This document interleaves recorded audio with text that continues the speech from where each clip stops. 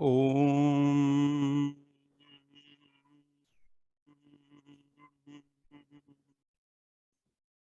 सभी को प्रणाम।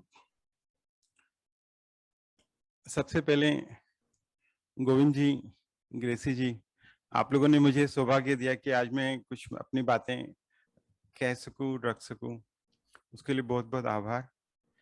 और इसमें मैं अपने मेंटर श्री मुकेश जी त्रिवेदी को भी बहुत बहुत धन्यवाद देना चाहता हूं, क्योंकि उन्होंने मुझे इन सब चीज़ों में जोड़ा, इन सब चीज़ों में आगे बढ़ाया। और मुझे सबका प्यार मिलता है, के जी, महेंद्र भाई, सब लोगों को बहुत बहुत धन्यवाद। ये जो विषय है, ऐसा क्यों, ये विषय पर मैं पुस्तक लिख रहा हूँ इन दिनों। और ये बहुत सालों से मेरा कुछ प्रोजेक्ट रहा है, लेकिन नहीं सफल हो पाया। अब थोड़ा सा सीरियसली लिया। और ये जो स्टार्ट्स में जो थॉट्स वगैरह आए, मेरे पापा ने कुछ बुक्स जैन धर्म पे लिखी थी, और उसके बाद मैंने सोचा था कि मैं भी उनसे प्रॉमिस भी किया कि कुछ बुक लिखूंगा, लेकिन नहीं हो पाता अपने सीए प्रोफेशन में। अब इन दिनों को एक मेंटर रखे हैं स्मिता जी, जो मेरे पीछे रहती हैं। तो उन्होंने बोला तुम एक लेक्चर दो, क्योंकि लेक्चर के लिए तो फिर टाइम बाउंड हो जाता है, तुम प्रिपरेशन स्टार्ट हो जाती है।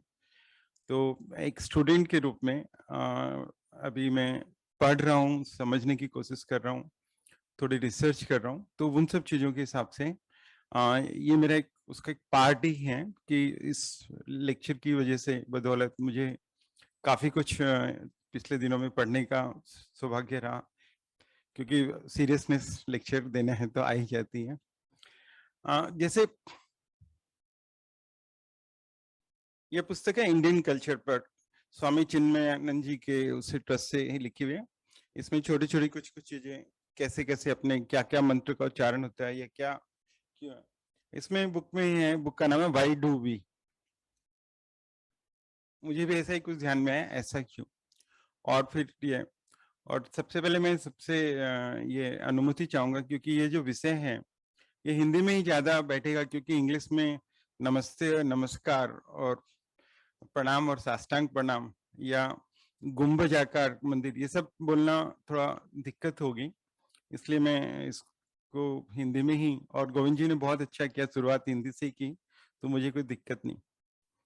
जब मैंने पुस्तक लिखने की सोची, तब ये प्रश्न आ रहा था कि क्यों मैं ये पुस्तक लिख रहा हूँ, क्यों ये बातें हो रही है। और तब अलग विचार थे कि भी अपने यंग जनरेशन्स हैं, उनको लॉजिक चाहिए, आंसर चाहिए। इसके लिए वो बिना लॉजिक और आंसर के वो लोग नहीं प्रॉपरली उन चीज़ों को फॉलो करेंगे। आप उनको बोलोगे कि ये चीज़ करो, तो उनको लॉजिक और आंसर नहीं मिलेगा। तो यदि हम चाहते हैं कि हमारे यंग बच्चे उन चीज़ों को फॉलो करें, तो हमें उनको लॉजिक और ये देना पड़ेगा। उसी वक्त जब ये सब स्टडी करते करते फिर एक बात और ध्यान में आई। मैंने ओशो जी की एक पुस्तक पढ़ी, गहरे पानी पैठ, मैं कहता आंखन देखी। उसमें उन्होंने कहा कि आज हमारी जो सभ्यता है वो 20,000 वर्ष पुरानी सभ्यता है, और 20,000 वर्ष में हमारे मनीषियों ने 24 घंटे बहुत सारे एक्सपेरिमेंट किए, बहुत सारे रिसर्च किए, और उन्होंने बहुत सारी चीजें खोजी, पाई। लेकिन क्या हुआ कि हमारे ऊपर बहुत आक्रमण हुए, हजारों सालों में आक्रमण हुए। लोग आए, किसी ने धन छीना, किसी ने जमीनें छीनी, किसी ने कोई पर्टिकुलर चीजें लेके चले गए, लेके चले गए वस्तु। लेकिन किसी ने भी हमारी जो मूल संस्कृति थी उसके ऊपर आघात नहीं डाला। लेकिन आज से 200 वर्ष पहले पश्चिम ने जब हम पर आक्रमण किया, तब हमारा सबसे बड़ा जो मूलभूत आधार था, हमारी जो संस्कृति थी, उसको छीन लिया। हमारे जो पढ़ने के जो अभी मेथड से स्टडीज है वो सारे डिफरेंट हैं, हमारे खुद के नहीं है संस्कार, गुरुकुल के नहीं है। और हमारी जो भी सभ्यताएं, संस्कृति, जो भी हमारे मनीषियों ने सीखा, उन सबको उन्होंने छिन्न भिन्न कर दिया। और आज हमारी जो नॉलेज है वो बहुत हद तक नहीं है जो हमारे वेदों में, पुराणों में लिखा गया, बहुत कम लोगों तक पहुंच रहा है। और क्या हो गया कि हमारे भारत में, और उसकी वजह से हमारी पूरी संस्कृति चली गई। तो हमें वापस उसको ढूंढना है, जो 200 वर्षों में जो खो गई, गुम हो गई, वो वापस हमें वो 20,000 वर्षों की में जानी है। और हम नहीं जा पा रहे हैं अभी, लेकिन धीरे धीरे कोशिश तो करनी है, ताकि आज नहीं तो कल हम पहुंच सके। इसलिए मैंने जब हमने डिस्कस किया था लॉ ऑफ अट्रैक्शन का, और अब ये डिस्कशन हो गया लॉ ऑफ एसोसिएशन का। लॉ ऑफ एसोसिएशन की बात यदि हम समझने चाहें तो जैसे आप किसी कुत्ते को शाम को भोजन देते हैं, रोज उसे रोटी देते हैं, और बाद में एक दिन क्या करते हैं कि घंटी बजाते हैं और घंटी बजा के इनके साथ में रोटी देते हैं। तो जब घंटी और रोटी दोनों का समन्वय हो गया तो कुत्ते को अब घंटी समझ में आने लग गई, रोटी। तो अब यदि आपने रोटी नहीं भी रखी और घंटी बजाएंगे तो उसके मुंह से लार निकलेगी। घंटी का और रोटी का संबंध नहीं है, लेकिन दोनों को जोड़ दिया तो कुत्ते को घंटी से भी वो हो गई। हमारे बहुत सारे ऋषि मुनियों ने समझा कि सब लोगों की समझ उतनी नहीं है और सब चीजें वो बताना भी नहीं चाहते थे क्योंकि उन्हें योग्य पात्र नहीं मिल पाता था, तो कई कई चीजें वो ऐसे ही बताते थे। हमारे हरियाणा में एक कहावत है कि आप जब सोते हो तो श्रीलंका की तरफ पांव करके मत सो। रावण जहाँ थे, श्रीलंका, उधर पांव रख के मत सो। अब वहां पर लोग सब फॉलो करते हैं, श्रीलंका की तरफ पांव रख के नहीं सोना है। लेकिन श्रीलंका की तरफ पांव रख के क्यों नहीं सोना है, वो लॉजिक क्या है वो नहीं पता। अब आज जब हम उसको थोड़ा डिटेल में जाते हैं, वास्तु के हिसाब से समझने की कोशिश करते हैं, तो श्रीलंका साउथ में है और हमारा सिर नॉर्थ में नहीं होना चाहिए, क्योंकि नॉर्थ हेमिस्फीयर में मैग्नेटिक जो अपना है पूरा हेमिस्फीयर। तो अब जब हम नॉर्थ में सिर रख कर सोएंगे तो हमारे जो बॉडी के अंदर जो ब्लड है, ब्लड के अंदर आयरन है और वो आयरन को मैग्नेटिक इफेक्ट होगा और वो हमारे सिर से चुंबकीय आधार पर जो ब्लड हमारा सर्कुलेट हो रहा है वो नॉर्थ हेमिस्फीयर की तरफ जाएगा, तो हमको नींद अच्छी नहीं आएगी, सब बुरे सपने आएंगे, या हमारी नींद और स्वास्थ्य में भी फर्क पड़ेगा। अब ये बात उन्होंने साइंटिफिकली नहीं बताकर उस ढंग से, या तो बताई होगी लेकिन नहीं पहुंची, जन सामान्य के पास केवल एक ही बात रह गई कि श्रीलंका की तरफ, रावण की जो भूमि है उस तरफ पांव रखकर नहीं सोना। लेकिन आज यदि कोई साइंटिफिकली हमारे बच्चों को बोलेगा तो बच्चे वो बात नहीं मानेंगे। साइंटिफिकली कोई उनको बताएगा कि देखो नॉर्थ हेमिस्फीयर है। और आप सिंपल एक, जैसे मुझे याद है कि 20 साल पहले जब हम अ, महाराष्ट्र में ही वाड़ा में एग्रीकल्चरल जमीन खरीदने गए तो हम दिशा जानना चाह रहे थे कि दिशा नॉर्थ किधर है। तो किसी के पास उस वक्त कॉम्पास नहीं था, मोबाइल का यूज नहीं था, तो एक ब्लेड ली, ब्लेड को तोड़ा और 2 पार्ट किया और पानी में डाल दिया, और ब्लेड धीरे धीरे धीरे जब रुक गई तो उनको पता चल गया कि ये नॉर्थ दिशा है। ये एक दिशा मालूम हुई तो बाकी चारों दिशाएं मालूम पड़ गई। तो जब आप बताएंगे कि आपके ब्लड में आयरन है, आयरन का मैग्नेटिक की तरफ ऑटोमेटिकली झुकाव होता है।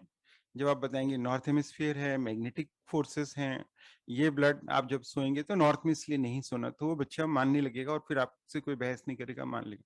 लेकिन आप जब उसको बोलेंगे कि श्रीलंका की तरफ पाँव रख के मत सोना, तो वो आपकी बात मानेगा या नहीं मानेगा, बहुत मुश्किल है कहना। तो इसलिए हमें हमें सिस्टम्स दिए गए हमारे धर्म में, हमारे परंपराओं में, बहुत सारी चीजें हैं, बहुत चीजें हैं जो दूसरी जगह नहीं है। लेकिन धीरे धीरे क्या हुआ कि वो एसोसिएशन रह गया। लॉ ऑफ एसोसिएशन मतलब वो चीज रह गई कि आप इधर मत सोना, ये मत करना। तिलक रह गया, लेकिन तिलक के पीछे कारण क्या वो नहीं पता। तो जब तक आप बच्चों को बोलेंगे तिलक लगाओ, नमस्ते करो, प्रणाम करो, चरण स्पर्श करो, जब तक उसके पीछे लॉजिक नहीं मालूम होगा तो वो उसको फॉलो करेगा ही नहीं करेगा, कहना मुश्किल है। लेकिन एक बार आप लॉजिक समझा देंगे तो शायद उसके दिमाग में बात बैठेगी। मंदिर क्यों जाना जरूरी है, तो वो सीधा बोलेगा कि अब मंदिर आप इतना क्यों फॉलो करते, इससे अच्छा तो आप स्कूल बनाओ, हॉस्पिटल्स बनाओ। तो सब चीजें अपनी अपनी जगह सही है, लेकिन उनको पूरी तरह से गहराई में जाना, समझना ज्यादा जरूरी है। चूंकि 200 सालों में हमारी चीजें खो गई हैं, उनको ढूंढना दिक्कत है। लेकिन सब लोग प्रयास करेंगे तो हो सकता है कि जो आज मैं आपसे बात कर रहा हूँ वो एक छोटा सा ही लॉजिक हो, उसके पीछे एक छोटा सा तर्क हो सकता है और भी गहराई में बहुत सारी बातें हो जहां तक हम नहीं पहुंच पाए। आने वाले वक्त में धीरे धीरे यदि हम प्रयास करेंगे तो डेफिनेटली हम उस दिशा में पहुंच पाएंगे। तो पहला मैं सब्जेक्ट्स को 2 पार्ट में लेना चाहता हूँ, जैसे कि अपना रफली 1.5 घंटे का ये लेक्चर रहेगा। तो मैं ऐसा चाह रहा हूँ कि पहले पार्ट में मैं कुछ चीजें जो चर्चा करूँ, वो एक तो जैसे नमस्ते, फिर चरण स्पर्श, हम पाँव क्यों छूते हैं, फिर हम तिलक के बारे में, तिलक के बारे में थोड़ी गहन चर्चा होगी, जिससे कुछ बातें हमारे संस्कार में। फिर एक छोटा सा, जैसे नथ क्यों लगाते हैं, या हम रक्षा सूत्र क्यों पहनते हैं, या स्वस्तिक का क्या है। तो पहले ये थोड़े से हमारे जो बॉडी से लिंक्ड हैं डायरेक्टली, और उसके बाद फिर जैसे मंदिर हैं, ओम है, घंटा है, फिर अलग अलग दीपक और जो उनके बारे में है वो हम, भजन है, मंदिर में चप्पल क्यों नहीं रहती, ऐसे कुछ चीजों के बारे में हम फिर अलग बात करेंगे। तब हम मंदिर के और सब करेंगे। आज अभी पहले फर्स्ट शुरुआत में हम इनके नमस्ते वगैरह के बारे में बात करते हैं। तो हम जब भी मंदिर जाते हैं, भगवान के समक्ष खड़े होते हैं, तो क्या होता है, हमारे हाथ स्वयं जुड़ जाते हैं, ऑटोमेटिकली हमारे हाथ ऐसे जुड़ जाएंगे। क्यों? हम भगवान को नमस्कार करते हैं। नमः, न मतलब मैं कुछ नहीं, जो भी कुछ है आप है। सब कुछ के कार मतलब बनाने वाला आप है। जैसे हम बोलते हैं ना कलाकार, अ, ये जो भी हम अलग अलग वर्ड कार लगा देते हैं उसमें, मतलब बनाने वाला, पैदा करने वाला, चित्रकार, कर्मकार, ये सब जो, तो प्रभु आप ही हो।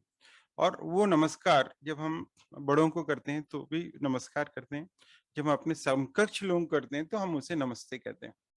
नमः ते, नमः मतलब मैं आपको प्रणाम करता हूँ, झुकता हूँ, अभिवादन करता हूँ। ते मीन्स नमः, न मीन्स मैं कुछ भी नहीं, ते मीन्स आप। मैं कुछ भी नहीं, आप ही हो, जो भी कुछ हो, या जो अस्तित्व है वो आपका ही है।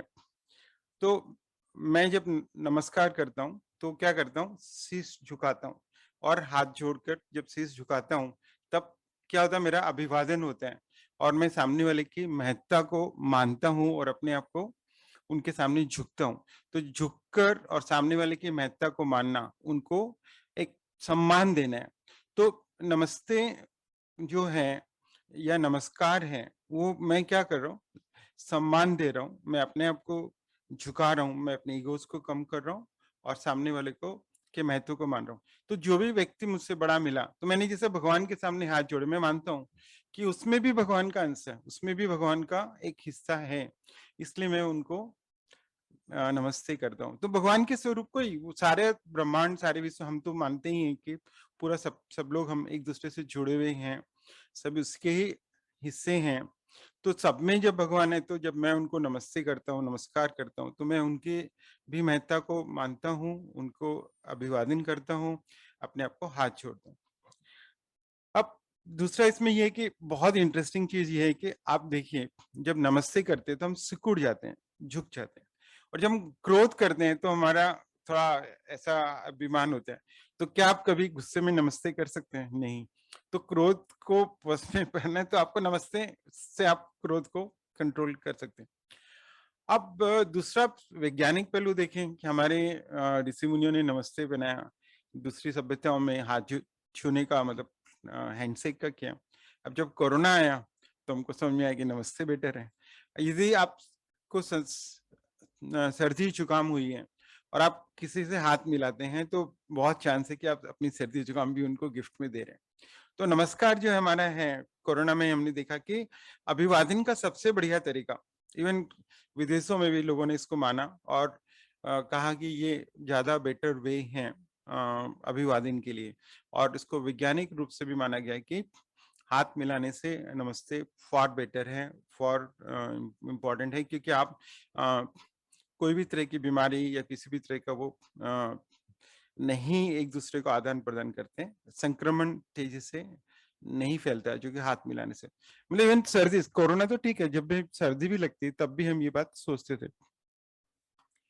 सो नमस्कार मतलब विनम्रता, न गुस्सा, दूसरे के महत्व को मानना, और उनको, और सामने वाले व्यक्ति भी, जब आप झुकते हो, आपका जब ईगो एक मुस्कान जब देते हैं तो सामने वाले के भी मन में वैसे ही भाव पैदा होते हैं। चाहे उसके मन में कुछ भी हो, आपका नमस्ते देखते ही उसके भी मन में अच्छे भाव होते हैं, वो भी आपको चाहकर या न चाहकर मुस्कुराते हुए वापस नमस्ते करते हैं। अब हम आते हैं दूसरे पार्ट में, चरण स्पर्श। तो नमस्ते और नमस्कार से हम आ रहे हैं चरण स्पर्श। तो एक छोटी सी स्टोरी, क्योंकि जब मैं बुक लिख रहा था तब मैंने कुछ ऐसे ही स्टोरी के रूप में लिखने की, ये मेरा एक चैप्टर जो बुक में लिखा।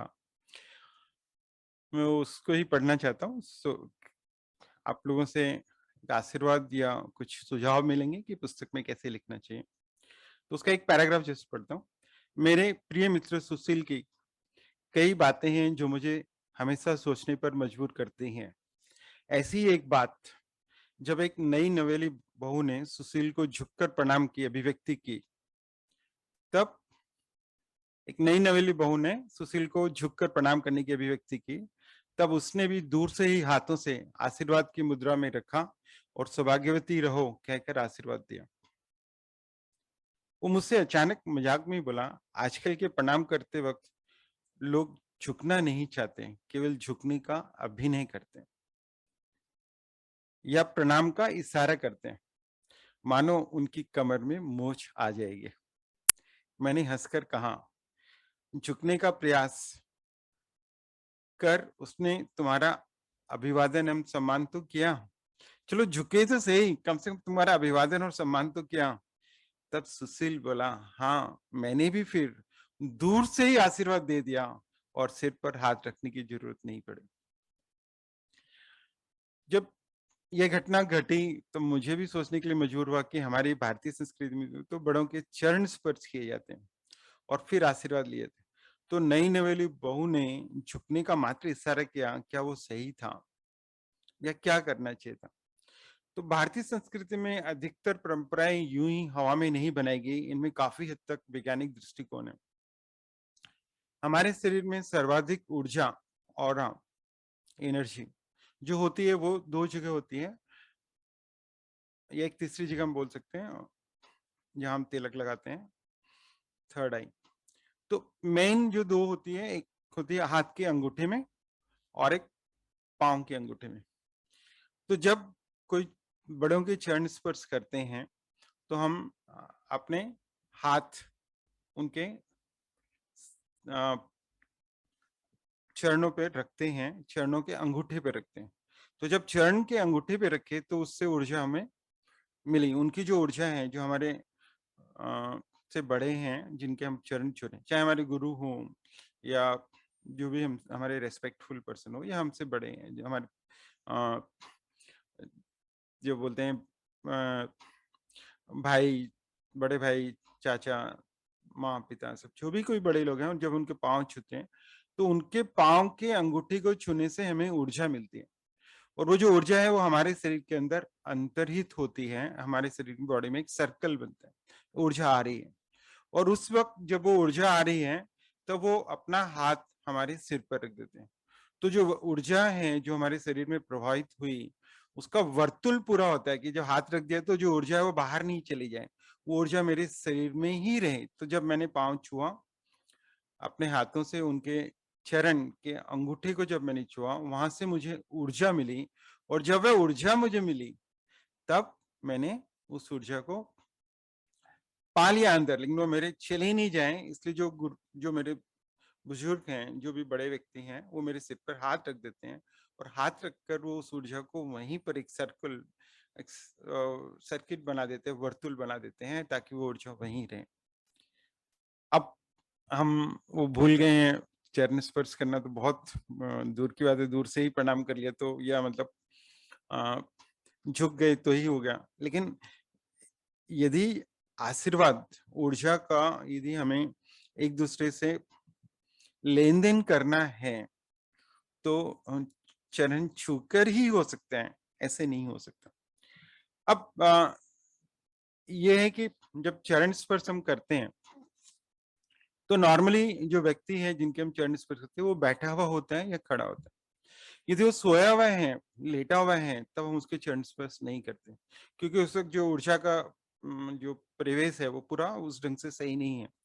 दूसरा, यदि वो व्यक्ति बीमार है और हम हॉस्पिटल गए हैं, उनसे प्रणाम कर रहे हैं, अब उनके अंदर खुद के अंदर ऊर्जा नहीं है, उनकी खुद के अंदर कोई बीमारी है, उनको खुद को तकलीफ है, और हम उनके पाँव छू के उनसे आशीर्वाद लेते, वो देंगे, स्वभाववश वो देंगे आशीर्वाद और हमें ऊर्जा भी मिलेगी। लेकिन हम उनकी ऊर्जा कम क्यों करें उस वक्त? जब वो बीमार है तब उसकी उनकी ऊर्जा क्यों कम करें? तब हम, कोई जरूरी नहीं है कि हम उनके पाँव छुएं, उनका आशीर्वाद लेवें, ढेर सारा आशीर्वाद लेवें, उनके ध्यान रखें, लेकिन उस वक्त हमें उनके चरण स्पर्श नहीं करने चाहिए। दूसरी ओर आप एक चीज और देखिए, जैसे नमस्ते में था वैसे ही चरण स्पर्श में विनम्रता का भाव उत्पन्न होता है। चरण स्पर्श के लिए झुकने से हमारे अहंकार का नाश होता है। तो कई बार क्या होता है कि जिसे बोलते हैं मदर इन लॉ के लिए आपके मन में रिस्पेक्ट नहीं है, आपके कुछ डिफरेंसेस हैं, लेकिन आप जैसे ही झुकेंगे, चरण स्पर्श करेंगे, आपके अहंकार का नाश होगा। और ठीक उसी वक्त आपके समक्ष खड़ा व्यक्ति की हृदय में भी जिम्मेदारी का एहसास होगा। उसको भी ऐसे लगेगा कि मेरी रिस्पॉन्सिबिलिटी है, इसको आशीर्वाद दूं, दूधो नाओ पूतो फलो, कुछ भी आशीर्वाद। तो उनके मन में भी एक कोमल भाव उत्पन्न होता है, और जिसके चलते वह यंत्रवत अपना हाथ आपके सिर पर रखकर आशीर्वाद प्रदान कर देते हैं। और इस प्रकार का व्यवहार रिश्तों को जहां प्रगाढ़ता व मजबूती प्रदान करते हैं, दूसरी ओर बिगड़ते हुए रिश्तों को सुधारने की ताकत भी रखते हैं, बशर्ते की कोशिश दिल से हो।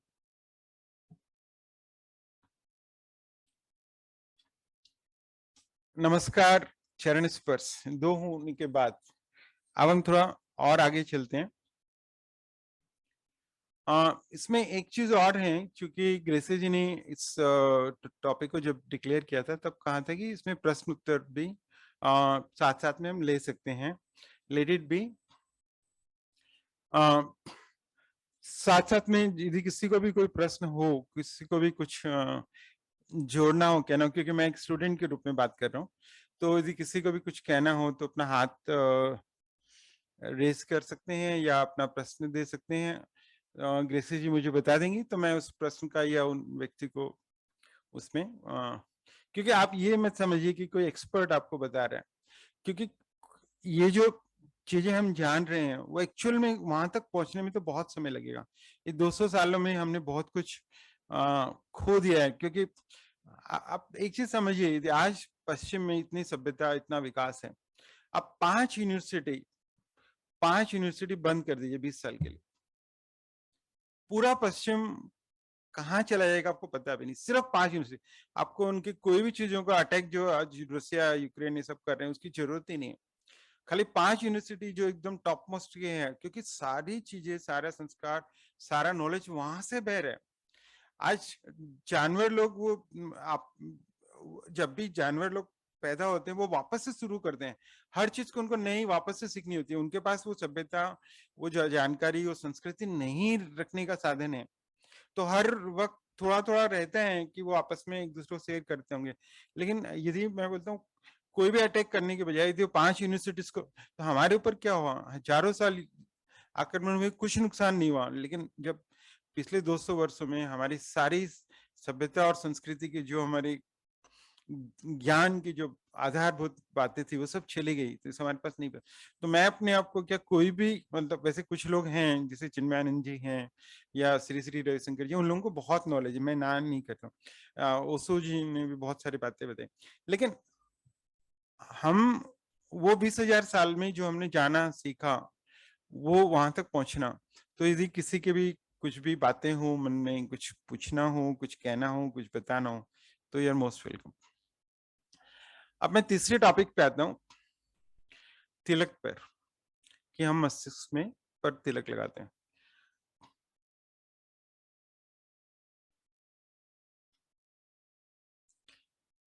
अंग्रेजी जी, 2 पार्टिसिपेंट्स ने हाथ रेज किया है, उनको बोलने का मौका दे सकते हैं।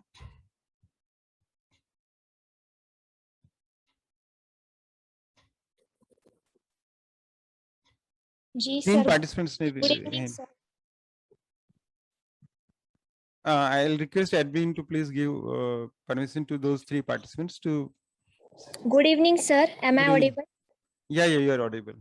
Please go ahead. सर मुझे पूछना था कि आपने जो कहा कि हम जब झुकते हैं दूसरों के सामने तो जो एनर्जी हमें मिलती है, लेकिन अगर इधर एज लिमिट का भी कभी कभी मामला होता है कि सामने वाला जिसके मतलब सामने हम झुकते हैं तो उसका एज अगर हमारे से कम है तो हम झिझकते हैं झुकने के लिए, तो वो कैसा मतलब एप्रोप्रिएट है या नहीं?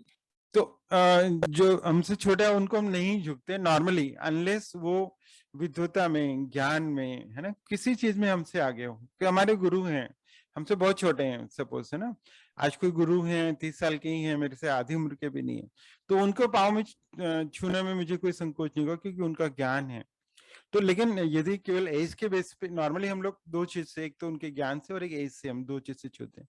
तो यदि हमसे छोटे हैं तो नॉर्मली यदि वो हमसे ज्यादा सक्षम नहीं है तो हम नहीं छूते। या कोई परिपाटी है, कोई कस्टम है, कोई ट्रेडिशन है, जिस ट्रेडिशन में छू रहे हैं, तो वो हाँ छूने सर। का एक ही पर्पज होगा कि आप अपने ईगो को तोड़ें। कभी कभी क्या होता है, जैसे हम लोगों ने एक कोर्स किया था छोटी गुरु माँ का, उन्होंने सबके जो भी वहां पे पार्टिसिपेंट थे, 60 पार्टिसिपेंट थे, सबके पांव छूने का। उसका पर्पज उनका था कि आप अपना अभिमान, घमंड, ईगो, उसको ब्रेक करो, सीखो। Thank you sir. Next.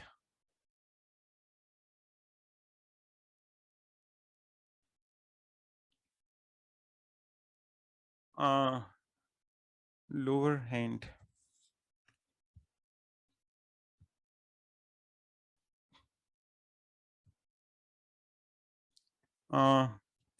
Admin से रिक्वेस्ट करूंगा वो ध्यान रखें, और जो लोगों ने हाथ रेज किए उनको भी मौका दें। समय नहीं गंवाना चाह रहा हूँ, इसलिए मैं आगे का ले रहा हूँ, और जब वो लोग को मौका मिलेगा वो लोग अपनी बातें कृपया शेयर करें। जिन्होंने भी हाथ रेज किए, जब भी उनको परमिशन मिलता है शेयरिंग का, प्लीज अपने आप को अनम्यूट करके अपनी बातें करें। रश्मिकांत जी, कृपया आप अपनी बात कहें। रश्मिकांत चौकसी जी, आपको अनम्यूट किया गया है, आप कृपया अपनी बात कहें।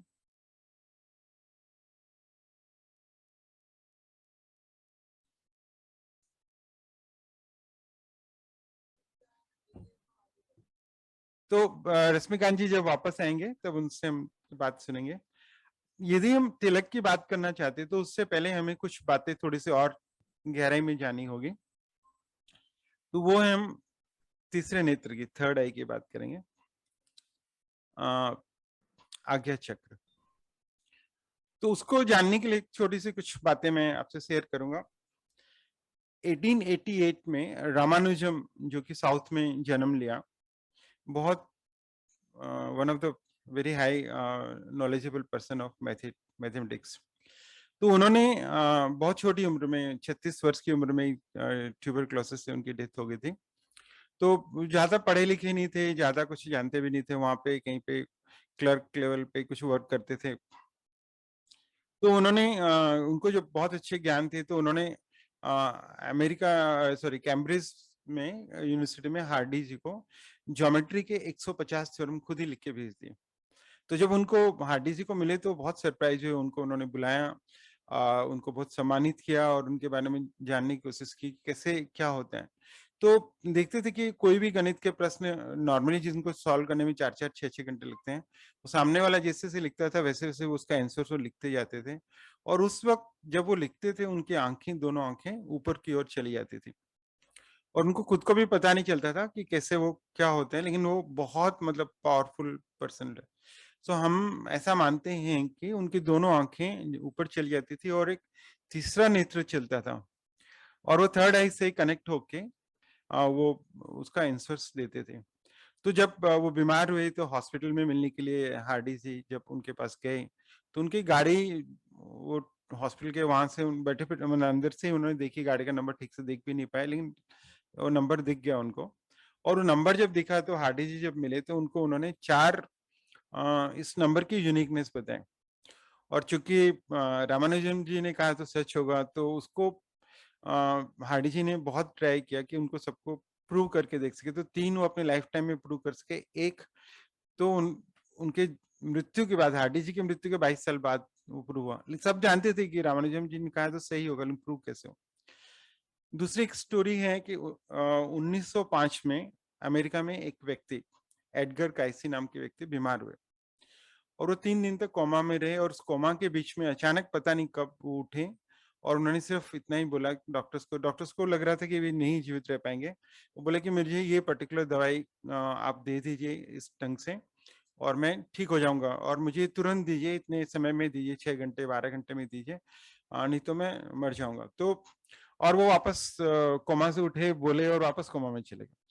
डॉक्टर्स लोग को बहुत सरप्राइज हुआ जो भी उस वक्त थे, बट चूंकि और कुछ उनके पास इलाज नहीं था, तो उन लोगों ने उनकी दवाइयों को ढूंढा और जैसे भी उनको दवाई दी, और 1-2 दिन के अंदर ही वो एडगर कायसी ठीक हो गए। 1905 में वो ठीक हुए, 1945 में उनकी डेथ हुई। उस 40 वर्षों में उन्होंने 30,000 लोगों का इलाज किया। उनको मेडिकल साइंस का कुछ नॉलेज नहीं था, उनको कुछ पता भी नहीं था, लेकिन वो क्या था कि जब उनको पूछा गया बाद में ठीक होने के बाद में कि आपने दवाई बताई, आपको जानकारी थी? बोला मुझे कोई जानकारी नहीं, मुझे ये भी नहीं पता कि मैंने बताई थी। तो जब भी कोई बीमार उनके पास जाता था तो उनकी दोनों आंखें ऊपर चली जाती थी, बीच में कुछ अचानक होता था और वो दवाई बताते थे और लोग ठीक हो जाते थे। कुछ ऐसा भी हुआ कि जैसे रथस्चाइल्ड हम जानते हैं ना, जो फाइनेंस इसमें इन्वेस्टमेंट बैंकिंग में, तो उनके यहाँ भी कोई बीमार हुआ तो उनको बुलाया गया और उन्होंने कोई दवाई लिखी। तो चूंकि रथस्चाइल्ड उस वक्त अरबपति थे, तो वो दवाई कहीं मिली नहीं, तो उन्होंने वो दवाई की सब पूरे विश्व में न्यूज़पेपर्स में छपवा दिया कि इस टाइप की कोई दवाई मिलती है तो आप हमको ढूंढ के दीजिए, हम लोग करेंगे। तब स्वीडन में किसी ने उनको अप्रोच किया कि ये जो दवाई आप जो मांग रहे हैं, जो पर्टिकुलर चीज का नाम आप लिख रहे हैं, दवाई हमारे यहाँ पे हम लोगों ने, मतलब मेरे फादर ने ट्रेडमार्क रजिस्टर कराया था, लेकिन कभी भी दवाई बनाई नहीं और उसका खाली फार्मूला बना के रखा था और उन्होंने वो फार्मूला भेज दिया, उस फार्मूले से वो व्यक्ति ठीक हो गया। तो पता नहीं चला कि क्या होता था, तो सिर्फ इतना ही था कि हमारा एक तीसरा नेत्र है और उस वक्त वो दोनों आंखें ऊपर चली जाती है और वो तीसरा नेत्र जागृत होता है और ये जो हम देख रहे हैं उससे दूर कहीं कनेक्ट अलौकिक दुनिया में वो चला जाता है और वो कुछ दवाएं बताते हैं और उनको ठीक हो जाता है। तो ऐसे बहुत सी घटनाएं होती हैं। तो पहले लोग नहीं मानते थे, अब साइंटिस्ट भी मानते हैं REM, rapid eye movement. Even जब हम सो रहे होते हैं तब भी हमारी आंखें नींद में मूव करती रहती हैं, हम सपने देखते रहते हैं, सब करते रहते हैं। एक और छोटी सी बात कि जब भी सूर्य की किरणें तो पृथ्वी पर पड़ती है, लेकिन जब वो फोकस्ड होकर कोई अपन मैग्नीफाइंग ग्लास लेके कोई पेपर पर उसके एकदम फोकस जब लाइट डालते हैं तो पेपर जल जाता है।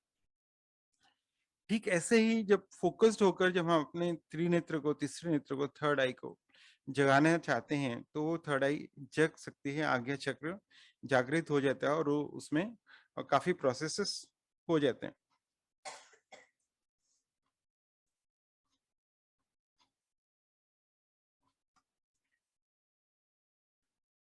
तो जो हमारा ये चक्र है, तीसरी आई जो आज्ञा चक्र है, यदि वो जागृत है थोड़ा भी तो हम, वैसे नॉर्मली हम शरीर के गुलाम, हमारा शरीर बोलेगा अभी खाना चाहिए, अभी आराम चाहिए, अभी ये तो जो शरीर मांगता है हम कहते हैं, हमारा कंट्रोल नहीं, विल पावर वीक है।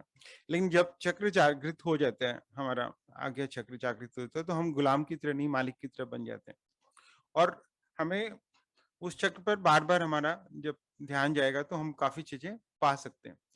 तो जिन लोगों ने इसको समझा जाना, उन लोग को ये पता चला कि चक्र में यहाँ पर जो स्थान है ये दोनों आंखों के भौहों के बीच में है। ये नीचे भी हो सकता है, ऊपर भी हो सकता है, जैसे जैसे तरक्की होती है वैसे थोड़ा नीचे आते जाता है और यहाँ तक इससे नीचे नहीं जाता।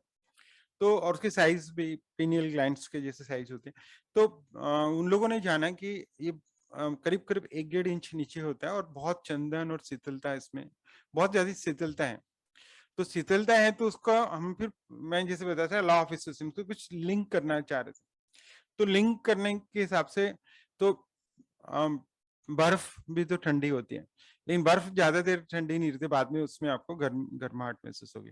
लेकिन चंदन यदि हम लगाएंगे तो वो शीतलता प्रदान, तो उस वक्त उसका जो प्रतिरूप पाया गया वो चंदन पाया गया कि चंदन लगाने से न केवल आपको उस वक्त ठंडक महसूस होती है, लेकिन चंदन आपकी चमड़ी के पार अंदर जाकर भी आपको शीतलता देता है।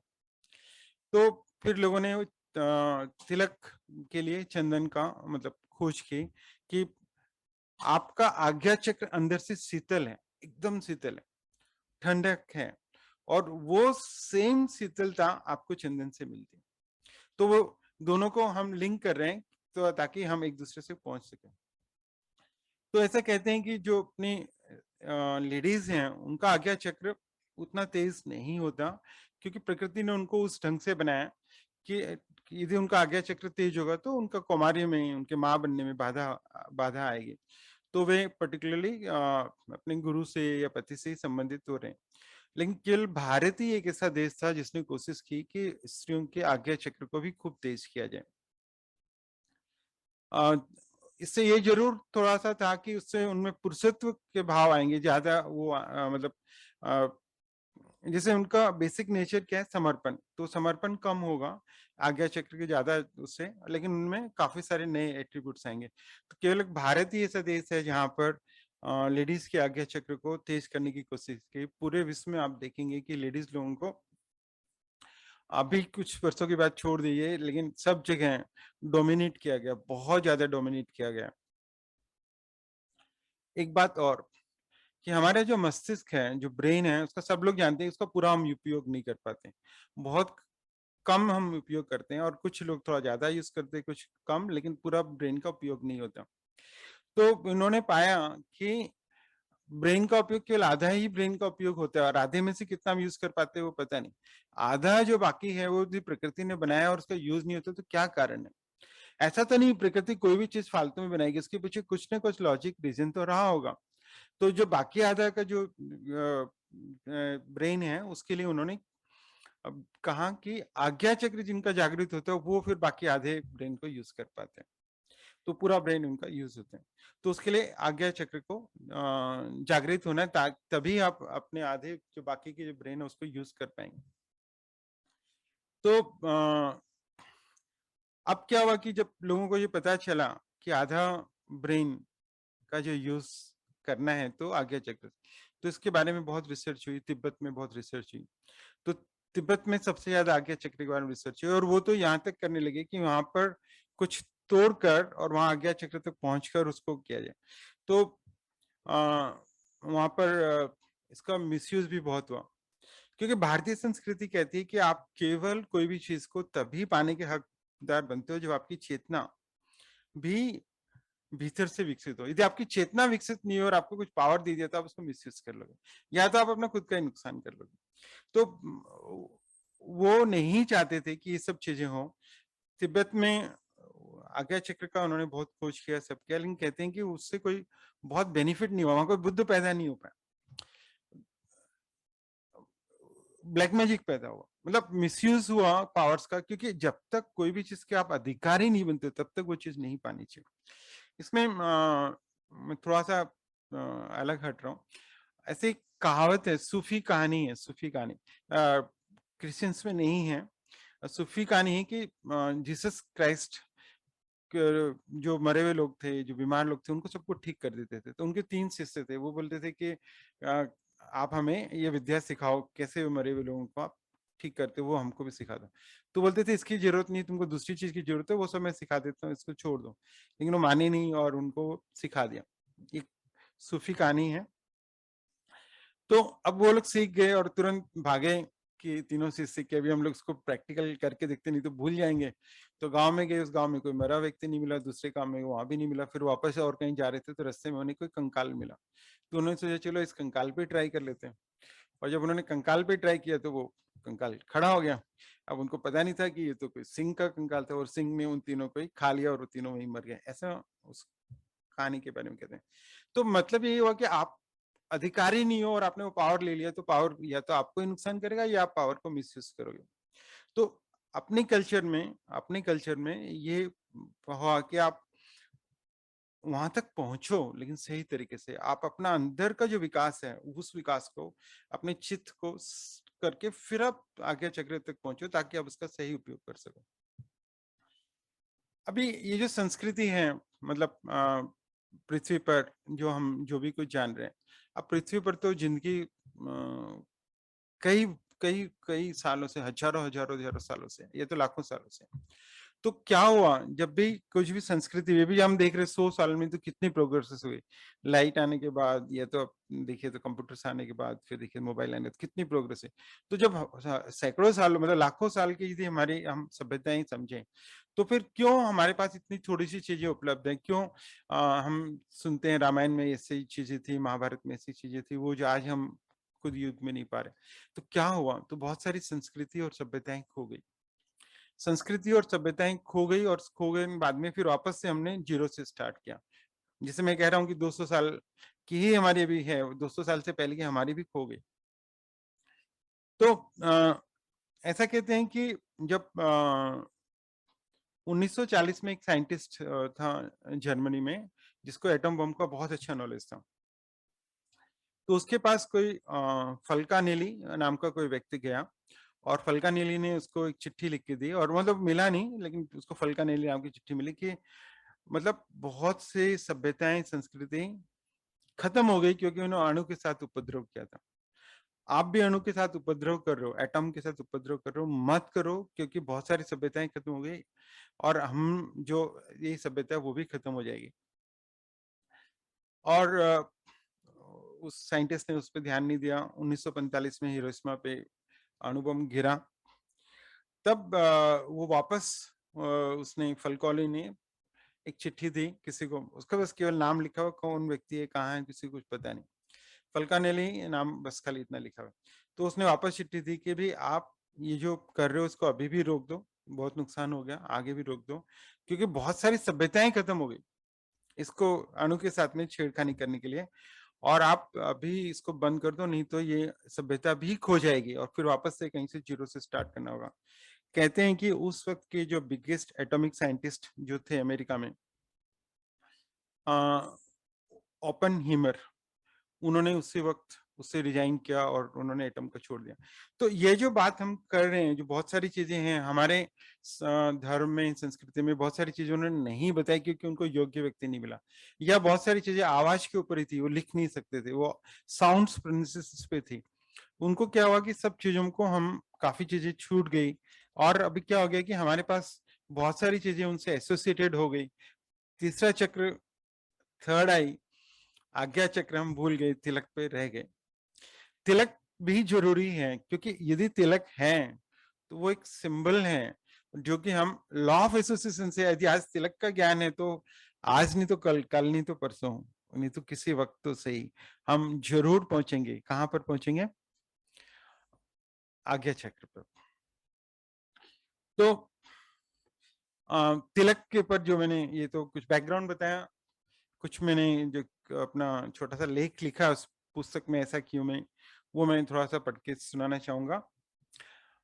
मेरे बड़े ही अच्छे दोस्त हैं सुशील, एक दूसरे से हम खुलकर बातें भी करते हैं, हंसी मजाक भी, और यह एक पारिवारिक समारोह था, फैमिली फंक्शन था। बड़ी संख्या में हमारे परिजन और मित्रजन आए हुए थे, आप उपस्थित थे, सभी का स्वागत सत्कार किया जा रहा था। और मजाक मजाक में सुशील ने हंसते हुए मुझे कहा कि तुम मेरा सम्मान तो, आप लोग हमारा सम्मान, मेरा सम्मान तो करना भूल गए। मैंने देखा सुशील के माथे पर तिलक नहीं लगा हुआ था, तो मुझे गलती का एहसास हो गया कि सुशील का आदर सत्कार नहीं हुआ। तो जब उसका आदर सत्कार हो गया, उसके बाद सुशील आकर मुझे बोला, मुझे लगता है ये तिलक की परंपरा तुम ऑडिटर लोगों ने लगाई, शुरू की है, टिक लगाने की, क्योंकि तिलक लग गया मतलब टिक हो गया, मतलब मेरा संस्कार हो गया, और तुमको पता चल गया कि भी चलो जिसके तिलक नहीं है उनका संस्कार बाकी है, और जो तिलक लग गया उनका संस्कार सम्मान हो गया। तो ये गणना करने के लिए शायद तुम सीए लोगों ने ये टिक लगाने की, तो मेरा ये कहने की कोई सिंबल नहीं है, निशान भर नहीं है, इसके बहुत आध्यात्मिक और वैज्ञानिक मायने भी हैं। तो तिलक, पहले तो ये कि हम टीका कैसे लगाते हैं नॉर्मली, ये तो हम नॉर्मली तो क्या होता है, सुबह सुबह जब उठते हैं, मंदिर जाते हैं, भगवान के पास जाते हैं, दर्शन करते हैं, तो हम बहुत सारे अलग अलग चीजें करते हैं, कोई चंदन अमृत लेते हैं, कोई हम लोग जो वहां पर अभिषेक हुआ है वो लेते हैं, और साथ में हम तिलक भी लगाते हैं। वहां पर मंदिर में तिलक की व्यवस्था होती है, हम भगवान के सामने पूजा पाठ करके तिलक लगाते हैं, और तिलक काफी लोग डेली भी लगाते हैं। लेकिन हम दूसरे को भी तिलक लगाते हैं। जब हम दूसरे को तिलक लगाते हैं तो तिलक कैसे लगाते हैं? तो सबसे पहले हम ये जो अंगुली है, आ, इसको यहाँ पर लगाते हैं, और फिर उसके बाद में अंगूठे से हम इसको ऊपर ले जाते हैं। तो जब कोई व्यक्ति आपको तिलक लगा रहा है, तो उसने क्या किया, आपके यहाँ पर अंगुली पे रखा, माथे पे, और उसके बाद में उसने आपको यहाँ पे रखा। जब वो ऐसा कर रहा है तो क्या कर रहा है कि वो अंगूठे से ऊर्जा आपके मस्तिष्क में दे रहा है। तो उसने जब अंगूठा, क्योंकि मैंने कहा दो जगह सर्वाधिक ऊर्जा होती, कहाँ पर? पाँव के अंगूठे में और हाथ के अंगूठे में। और हाथ के अंगूठे से जब ऊर्जा दी तो क्या हुआ, वहां पर जो आपका थर्ड आई है उस जगह पर आपने ऊर्जा दी, और तिलक से किया ताकि वो ठंडक जो हम कहते हैं उससे महसूस हो।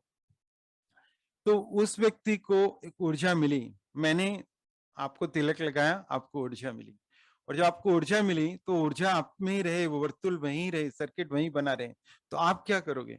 आप तुरंत सिर पर हाथ रख लोगे। पुराने जमाने में हम लोग पगड़ी पहनते थे, टोपी पहनते थे, आज पगड़ी टाइप पे नहीं पहनते, कोई लोग बोलते रुमाल रख लो, हम लेकिन क्या करते फिर उस ऊर्जा को रोकने के लिए तुरंत अपने सिर पर हाथ रख लेते हैं। तो कैमरामैन बोलता है कि इधर से नहीं इधर से लो, फोटोग्राफर, वो अलग स्टोरी है। लेकिन जब वो ऊर्जा दी और आपने हाथ ऊपर रखा तो वो ऊर्जा आपके अंदर ही एक वर्तुल बनाकर समाहित रह गई और आपको उस ऊर्जा का बेनिफिट मिला।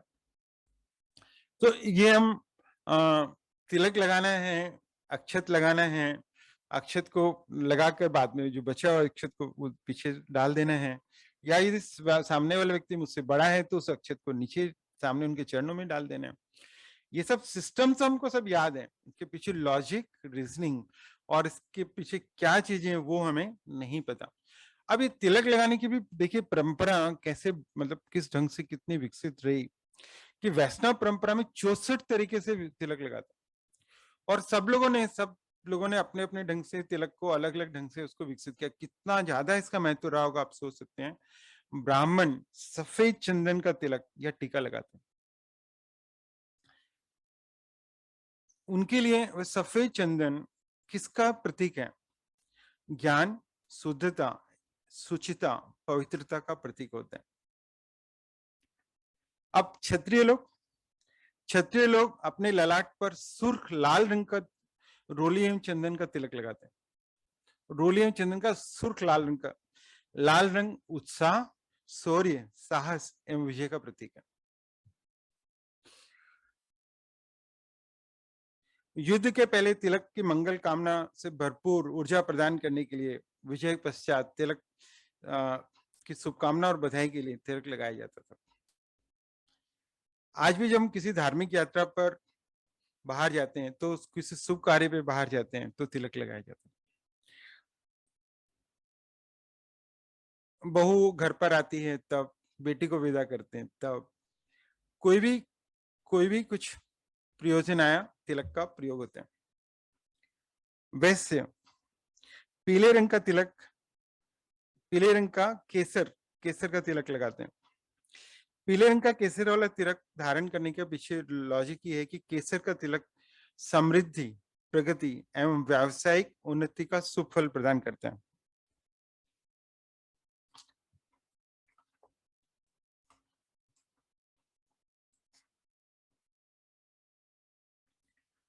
चौथा वर्ण माना गया शूद्र।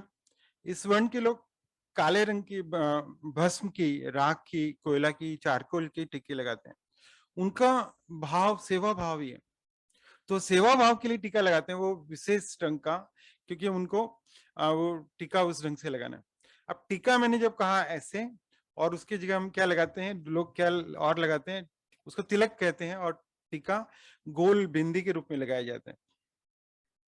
तो सनातन धर्म में जैसे लेडीज लोग भी हैं वो लगाती हैं, और अभी लाल रंग की बिंदी का जो आप टीका हमारे मुख्यमंत्री साहब यूज करते हैं, उनके फोटो में सब में आपको उनका एक सिंबॉलिक दिखेगा, उनकी फोटो होगी तो टिक्का लाल रंग का उनका लगा हुआ दिखेगा। तो बहुत से लोग तिलक देखकर भी लोगों के बारे में जान लेते थे कि ये व्यक्ति कौन सी कम्युनिटी से है या कौन से धर्म से मानते हैं, या किसका वो भक्त है। जैसे यू आकार चिन्ह बनाने का तिलक विष्णु भक्त करते हैं, अपने ललाट पे करते हैं। शिव भक्त अधिकांश से त्रिपुंड बनाते हैं। वहीं महाराष्ट्र में मां लक्ष्मी की पूजा या किसी अन्य मंगल कार्य के दौरान हल्दी एवं कुमकुम का टीका लगाना शुभ मानते हैं।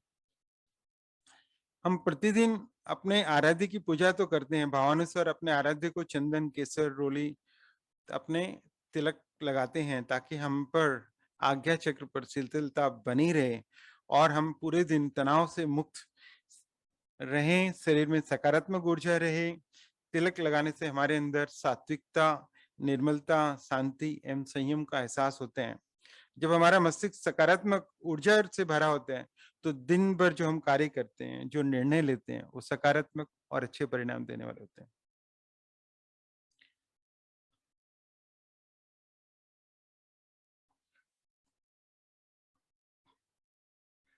जो केसर या जो भी हम तिलक अलग-अलग जो हमने इससे याद किए, वो हमारे शरीर के 7 ऊर्जा केंद्रों से आज्ञा चक्र के पिनियल ग्लैंड को टच करते हैं, जिसे तीसरा नेत्र भी कहते हैं।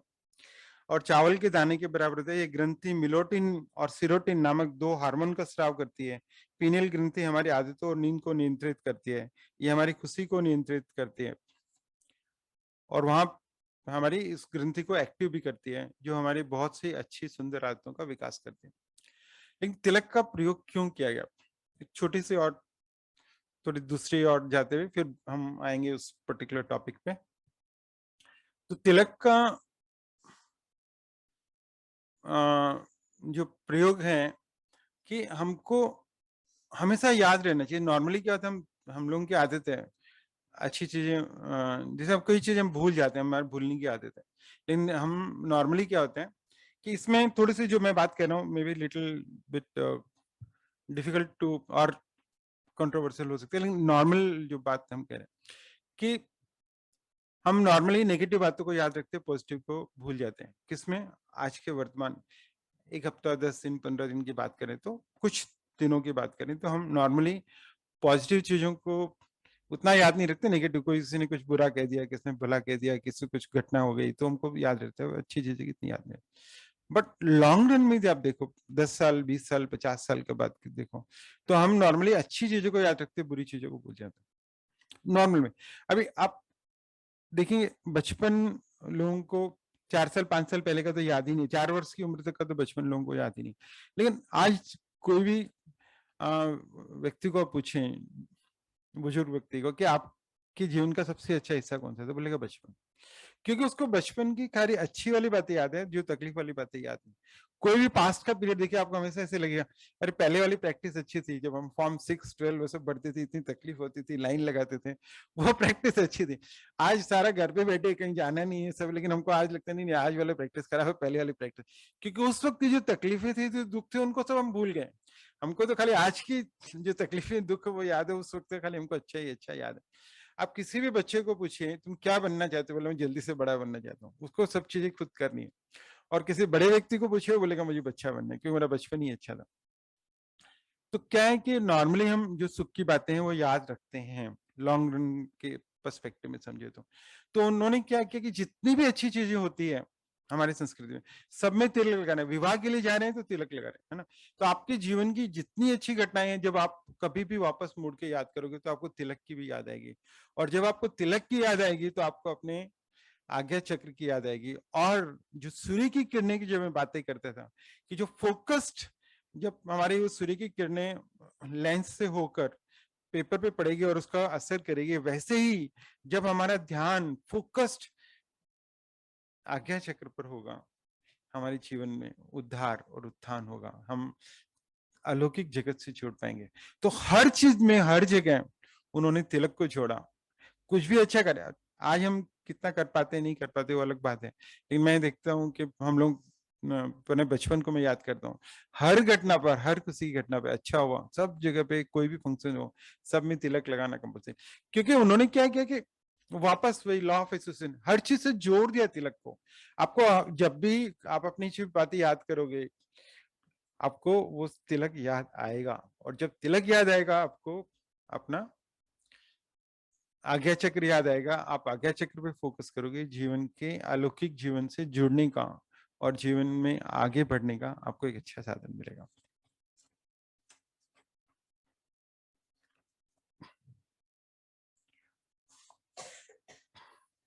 कुछ चीजें खाली ऐसे ही, क्योंकि कुछ कुछ चीजें केवल थोड़े ही जितनी मैं शेयर करता हूँ। नथ, नोज, नोज स्टड या नोज रिंग। तो अभी नोज रिंग कहाँ लगाते हैं? जैसे नॉस्ट्रल पे जो लगाते हैं ना, वो कोई साउथ में आप देखोगे तो कोई पर्टिकुलर पार्ट में, कोई नॉर्थ साइड में लगाते हैं, नॉर्थ राइट साइड में, कोई लेफ्ट साइड में। तो अब ये भी क्या हुआ कि किसी ने मना किया होगा कि ये नहीं लगाना, लेकिन वो भूल गए मना और वो लगाना शुरू कर दिया। तो आप देखोगे साउथ में अलग दिशा में लगा रहे हैं और नॉर्थ में अलग में, क्योंकि वापस वही जानकारी खो गई। So nose ring is basically in Indian culture is a symbol of being married. जो ब्राइड होती है वो पहनती है वेडिंग के पर्टिकुलर टाइम में, और बाद में भी वो पहनती है। Basically it is seen as a respect of goddess Parvati. माँ पार्वती की आराधना, माँ पार्वती के आदर में, उनके सम्मान में भारतीय स्त्री अपने, क्योंकि वो पार्वती और विवाह का संबंध है, तो अपने विवाह के समय में माँ पार्वती के ऑनर में वो नथ लगाती है। अब ऐसा मानते हैं कि नथ क्यों, मतलब क्योंकि नथ से आपका क्या नोस्ट्रिल पियर्स हुई है, तो एक पर्टिकुलर लोकेशन पे यदि नोड का पियर्स हुआ है तो उनको, लेडीज को ड्यूरिंग पीरियड्स टाइम पेन कम होगा। ड्यूरिंग चाइल्ड बर्थ, क्योंकि रिप्रोडक्टिव ऑर्गन से डायरेक्टली लिंक्ड है, ये जो पर्टिकुलर जो हिस्सा है नॉस्ट्रिल का जहाँ पर वो नोट वो करते हैं, छेद करते हैं, वो डायरेक्टली उससे कनेक्टेड है। और वो during periods, during child birth उनको पेन कम हो, उस पर्टिकुलर पर्पज से इसका डेवलपमेंट हुआ।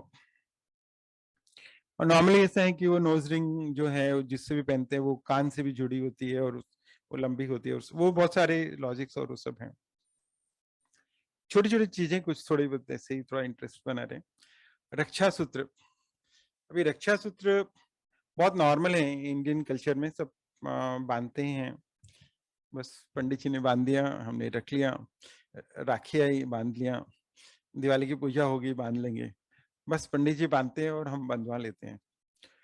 और फिर क्यों बांधते हैं, क्यों बंधवा लेते हैं, वो खो गया।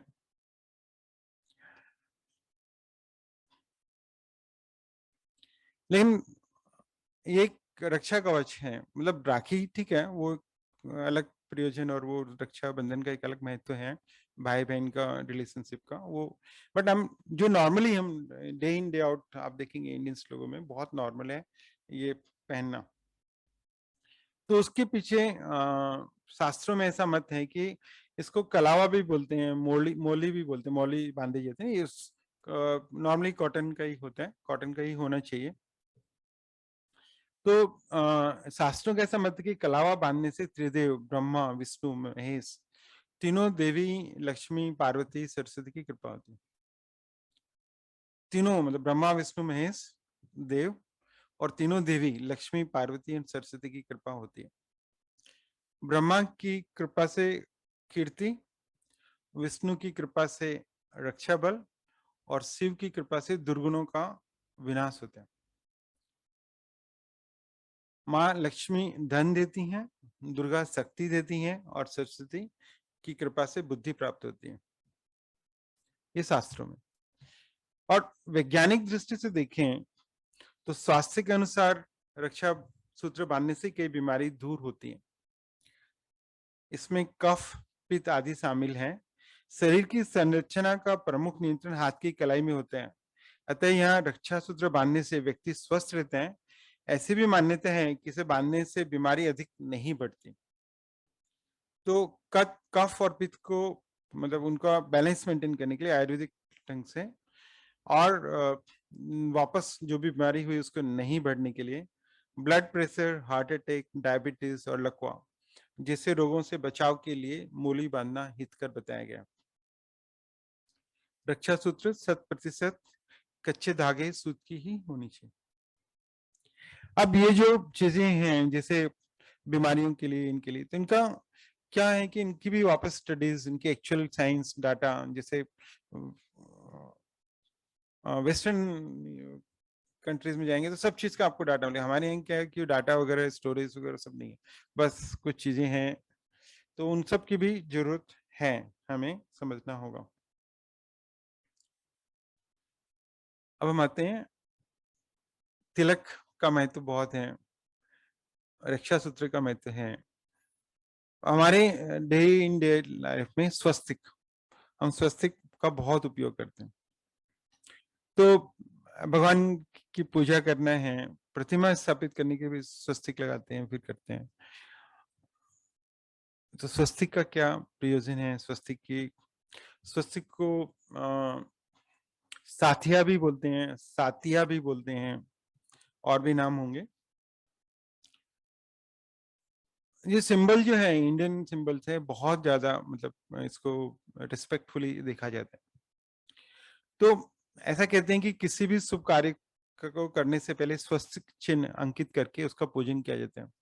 स्वस्तिक शब्द सु प्लस अ प्लस क से बना है। सु का अर्थ है अच्छा, अस का अर्थ है सत्ता, अस्तित्व, अच्छा, अस्तित्व, कर्ता, क का अर्थ है कर्ता, करने वाले से। इस प्रकार स्वस्तिक शब्द का अर्थ हुआ अच्छा या मंगल करने वाले। स्वस्तिक का अर्थ आशीर्वाद, मंगल या पुण्य कार्य करना भी लिखा गया है।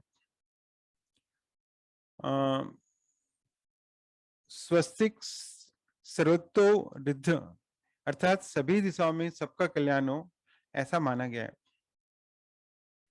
स्वस्तिक की खास बात है किसी जाति व्यक्ति विशेष का नहीं, अपितु संपूर्ण विश्व के कल्याण या वसुधैव कुटुंबकम की भावना नीत है। स्वस्तिक शब्द की निरुक्ति है स्वस्तिक क्षेम कायति इति स्वस्तिका, अर्थात कुशल क्षेम या कल्याण का प्रतीक ही स्वस्तिक है। अब स्वस्तिक में नॉर्मली झूर का निशान और उसके बाद में चारों दिशाओं में रेखाएं बढ़ती हैं और वो दाईं ओर मुड़ती हैं। तो उसे मतलब हमारे जो ये है इसमें हम दाईं ओर मुड़ने वाले स्वस्तिक को मानते हैं, ये शुभ चिन्ह मानते हैं। और कुछ लोग बाईं ओर मुड़ती है उसे वामावृत स्वस्तिक कहते हैं। तो जो भारतीय संस्कृति में इसे इतना शुभ नहीं मानते। जर्मनी में हिटलर ने जो ध्वज में स्वस्तिक लगाया था वो वामावृत अंकित था।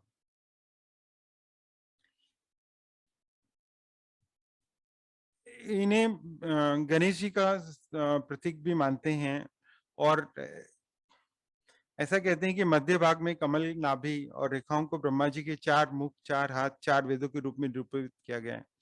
अन्य ग्रंथों में इसे 4 युग, 4 वर्ण, 4 आश्रम एवं धर्म, अर्थ, काम और मोक्ष के 4 प्रतिफल प्राप्त करने वाली समाज व्यवस्था भी बताएं। ये मंगलकारी प्रतीक चिन्ह स्वस्तिक अपने आप में विलक्षण है। यह मांगलिक चिन्ह अनादि काल से संपूर्ण सृष्टि में व्याप्त रहे हैं। अत्यंत प्राचीन काल से ही भारतीय संस्कृति में स्वस्तिक को मंगल प्रतीक माना गया। विघ्नहर्ता गणेश की उपासना, धन, वैभव और ऐश्वर्य की देवी लक्ष्मी के साथ भी शुभ लाभ, स्वस्तिक तथा बही खाते की पूजा की परंपरा रही है। इसे भारतीय संस्कृति में विशेष स्थान प्राप्त है। इसलिए जातक की कुंडली बनाते समय भी, मंगल एवं शुभ कार्य करते समय भी स्वस्तिक को ही पहले अंकित किया जाता है। और आप देखेंगे ना, ये जो स्वस्तिक का जो सिंबल है और उसमें लास्ट में से बढ़ रहा है, मतलब चारों दिशाओं में हम प्रकृति कर रहे हैं, पूरा का पूरा विकास हो रहा है, पूरा का पूरा बढ़ रहा है। ज्यादातर स्वस्तिक का रोली या कुमकुम से बनाया जाता है क्योंकि हिंदू धर्म में लाल रंग को शुभ माना। अब ब्रिटिश यूरोपियन में देखेंगे, वेस्टर्न कल्चर में देखेंगे red is colour of danger, but Hindu धर्म में रेड को बहुत शुभ माना गया। इसके अलावा सिंदूर से भी स्वस्तिक का चिन्ह बनाया जाता है। कुछ लोग क्या करते हैं आजकल, रेडीमेड बाजार से स्वस्तिक लाए, ऊपर बाहर दरवाजे पे चिपका दिया। वो कहते हैं कि स्वस्तिक खुद का बनाया हो तो ही ज्यादा बेहतर है, रेडीमेड नहीं करें। कुछ लोग स्वस्तिक काले रंग का भी बनाते हैं ताकि बुरी नजर और बुरे समय से बचे रहें। तो बुरी नजर बुरे समय से बचने के लिए भी लोग काले रंग का स्वस्तिक लगाते हैं। ऐसा मानते हैं कि स्वस्तिक से सकारात्मक ऊर्जा अधिक होने से वास्तु दोष भी समाप्त होते हैं। तो कई बार जो घर में जो कोई लोग वास्तु दोष समझते हैं वो लोग घर के बाहर इसे पर्टिकुलर जगह पे लगाते हैं ताकि सुख समृद्धि और शुभता बनी रहे। स्वस्तिक धन चिन्ह मतलब ऐसे जो प्लस है इसको हम धन चिन्ह भी बोलते हैं अपने कल्चर में। तो धन चिन्ह बनाकर और उसके चारों भुजाओं को बढ़ाकर स्वस्तिक बनाते हैं ताकि व्यापार में लाभ हो। यदि किसी व्यक्ति को व्यापार में लगातार हानि का सामना करना पड़ रहा है तो ईशान कोण में लगातार उसको लगाकर सूखी हल्दी से स्वस्तिक का चिन्ह बनाए तो व्यापार की समस्याएं धीरे धीरे ऐसा माना जाता है। सफलता की प्राप्ति के लिए भी स्वस्तिक का उपयोग होते हैं। तो स्वस्तिक का उपयोग बहुत ज्यादा हम करते हैं, लेकिन बेसिक पर्पज क्या है कि इसका जो आप बनाव देखेंगे ना, इसका जो बनाव देखेंगे वो चारों दिशाओं में खुला रख रहे हैं, सबको एक्सपांड कर रहे हैं, सबको बढ़ा रहे हैं।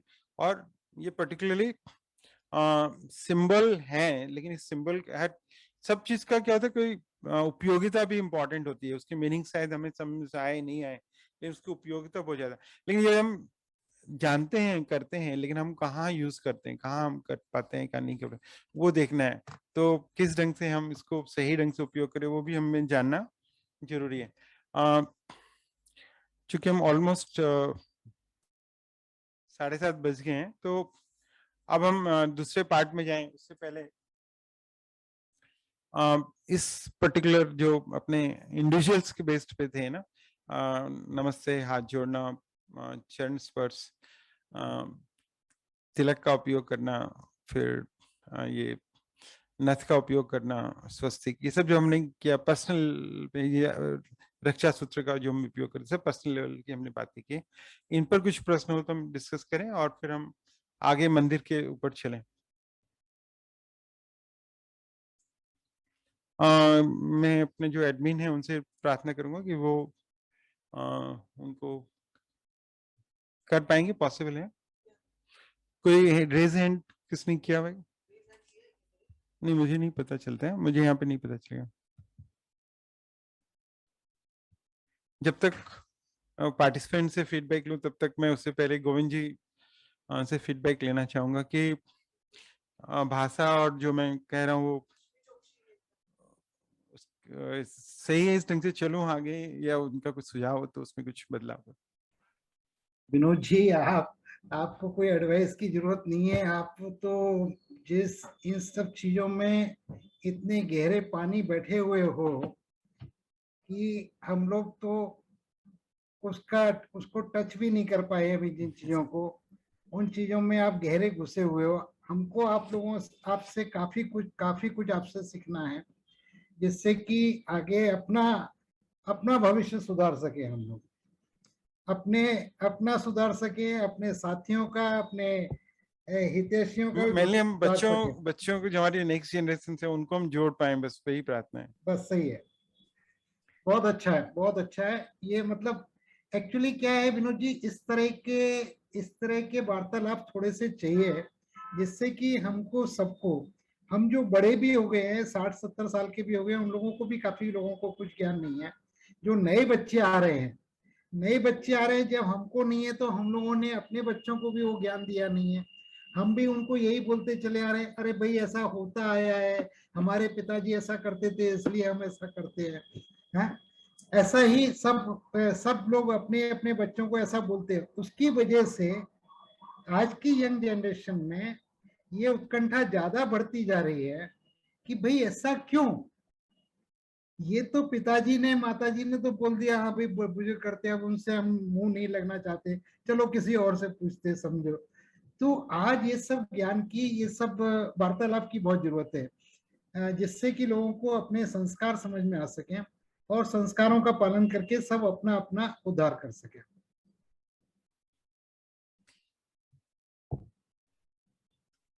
दो क्वेश्चन आंसर्स में हैं गोविंद जी। एक में तो खाली ये लिखा हुआ, अविनाश जी ने वंडरफुल, और एक पल्लवी जी ने कहा कि if possible kindly share your contact details. वो ठीक है, वो तो अवेलेबल है, हर समय अवेलेबल है। वो सब बीसीए के पास में सब मिल जाएंगे आपको, कोई दिक्कत नहीं है। और मैं तो हिस्सा हूँ, पार्ट हूँ। Thank you so much. To continue tradition, knowing it is to be followed is excellent. Okay. So Govind जी, ऐसे पुस्तक लिखने का प्रयास कर रहा हूँ, मैं एक स्टूडेंट हूँ, तो इसमें सब लोगों से, मैं बीसीए पूरी फैमिली से प्रार्थना करता हूँ कि मुझे इसमें जो भी दिशा निर्देश या जो भी ढंग से सहयोग कर सकते हैं, तो मैं इसमें थोड़ा और आगे अपन बढ़े। अभी अपन आगे चलते हैं मंदिर पर। बीच में वैष्णवी ने, उसने बहुत अच्छा प्रश्न किया था कि जब हम झुककर नमस्कार करते हैं, झुककर प्रणाम करते हैं, तो जो अपने से छोटा होता है तो हमको मन में बहुत संकोच होता है और आपने बहुत ही उसका सुंदर से जवाब दिया था। रियली ये सब चीजें हम लोगों को सबको समझने की जरूरत है। Please continue. Thank you. मंदिर, हमारे मंदिरों में खिड़की दरवाजे कम होते हैं। खिड़कियां तो शायद नहीं होती, दरवाजा भी होता तो बहुत छोटा सा, आप सिर झुका के ही जाओ। और जब पश्चिम के लोग आए यहाँ पर, उन्होंने कहा ये तो अनहाइजीनिक है, अंधेरा है, यहाँ पे तो रोशनी नहीं है, खुली हवा नहीं है। चर्च देखें, वो खुले, हवादार और काफी हाइजीनिक लगते हैं। लेकिन चूंकि हमें पता नहीं था कि हमारे मंदिर की संरचना ऐसी क्यों हुई, तो हम उत्तर नहीं दे पाए और हमने उनकी बातें मानी, और आज हमारे मंदिर खुले, हवादार बनने लगे। लेकिन यदि हम जाने कि हमारे मंदिर वैसे क्यों थे, उनका क्या प्रयोजन था, तो शायद हम भी चर्च की भी तारीफ करें, प्रशंसा करें, उनको भी अप्रिशिएट करें कि उनका जो प्रयोजन है उसमें वो सही है। मंदिर का प्रयोजन अलग है, उसकी संरचना अलग ढंग से होनी चाहिए, वो हम चर्चा कर सकते। तो वो जानना भी जरूरी कि हमारे मंदिरों की संरचना अलग ढंग से क्यों हुई, कैसे हुई। तो सबसे पहला जो प्रश्न था कि स्वास्थ्य की दृष्टि से कि अनहाइजीनिक। और यदि हम देखें तो हमारे मंदिरों में जाने वाले लोग सारे के सारे ऋषि मुनि, हमारे भारतीय लोग, उस वक्त जब इतना विकास नहीं हुआ था बीमारियों का इलाज, सब बहुत स्वस्थ थे। उन मंदिरों में जाकर भी वो बहुत स्वस्थ थे, क्योंकि उन मंदिरों का निर्माण, उन मंदिरों के पीछे की जो साइंस थी वो डिफरेंट थी। बस हम जान नहीं पाए और हमने सोचा कि पता नहीं शायद कुछ गलती होगी और हम चेंज किया। लेकिन आप ये चीज समझिए, हम अगरबत्ती जलाते हैं, धूप जलाते हैं मंदिर में, इनके मंदिर की ध्वनियों से संबंध है। तो मंदिर केवल अगरबत्ती और धूप जलाना नहीं है, इसको आपको कनेक्ट करना पड़ेगा वहां पे जो ध्वनि हो रही है, वहां पे जो मंत्रोच्चारण हो रहा है, वहां पे जो पूजा पाठ हो रहा है, उससे आपको जोड़ना पड़ेगा। आप मस्जिद में देखेंगे वहां पे लोबान जलाते हैं, इसका संबंध अल्लाह के उच्चारण से है। तो वो क्या करते हैं कि जब भी उन्होंने अल्लाह चिल्लाना, मतलब मस्जिद में उच्चारित करना शुरू किया, तब वो अल्लाह से अल्लाह हुआ और उसके उच्चार से धीरे धीरे वो हु वर्ड ज्यादा आने लगा। और वो जो व्यक्ति जो इसको बहुत ज्यादा उच्चारित करते थे, उनके भीतर से गंध आने लगी, सुगंध। वह जो सुगंध थी, वह सुगंध फिर उन्होंने बाहर ढूंढी और वो सुगंध लोबान से मिलती है मुझे। तो उन्होंने क्या किया, लोबान को बाद में खोजा गया, आपके अंदर से वो अल्लाह के प्रोनाउंसिएशन से जब गंध, सुगंध जो आई, वो लोबान से मिलती थी, इसलिए उन्होंने फिर लोबान का प्रयोग शुरू किया।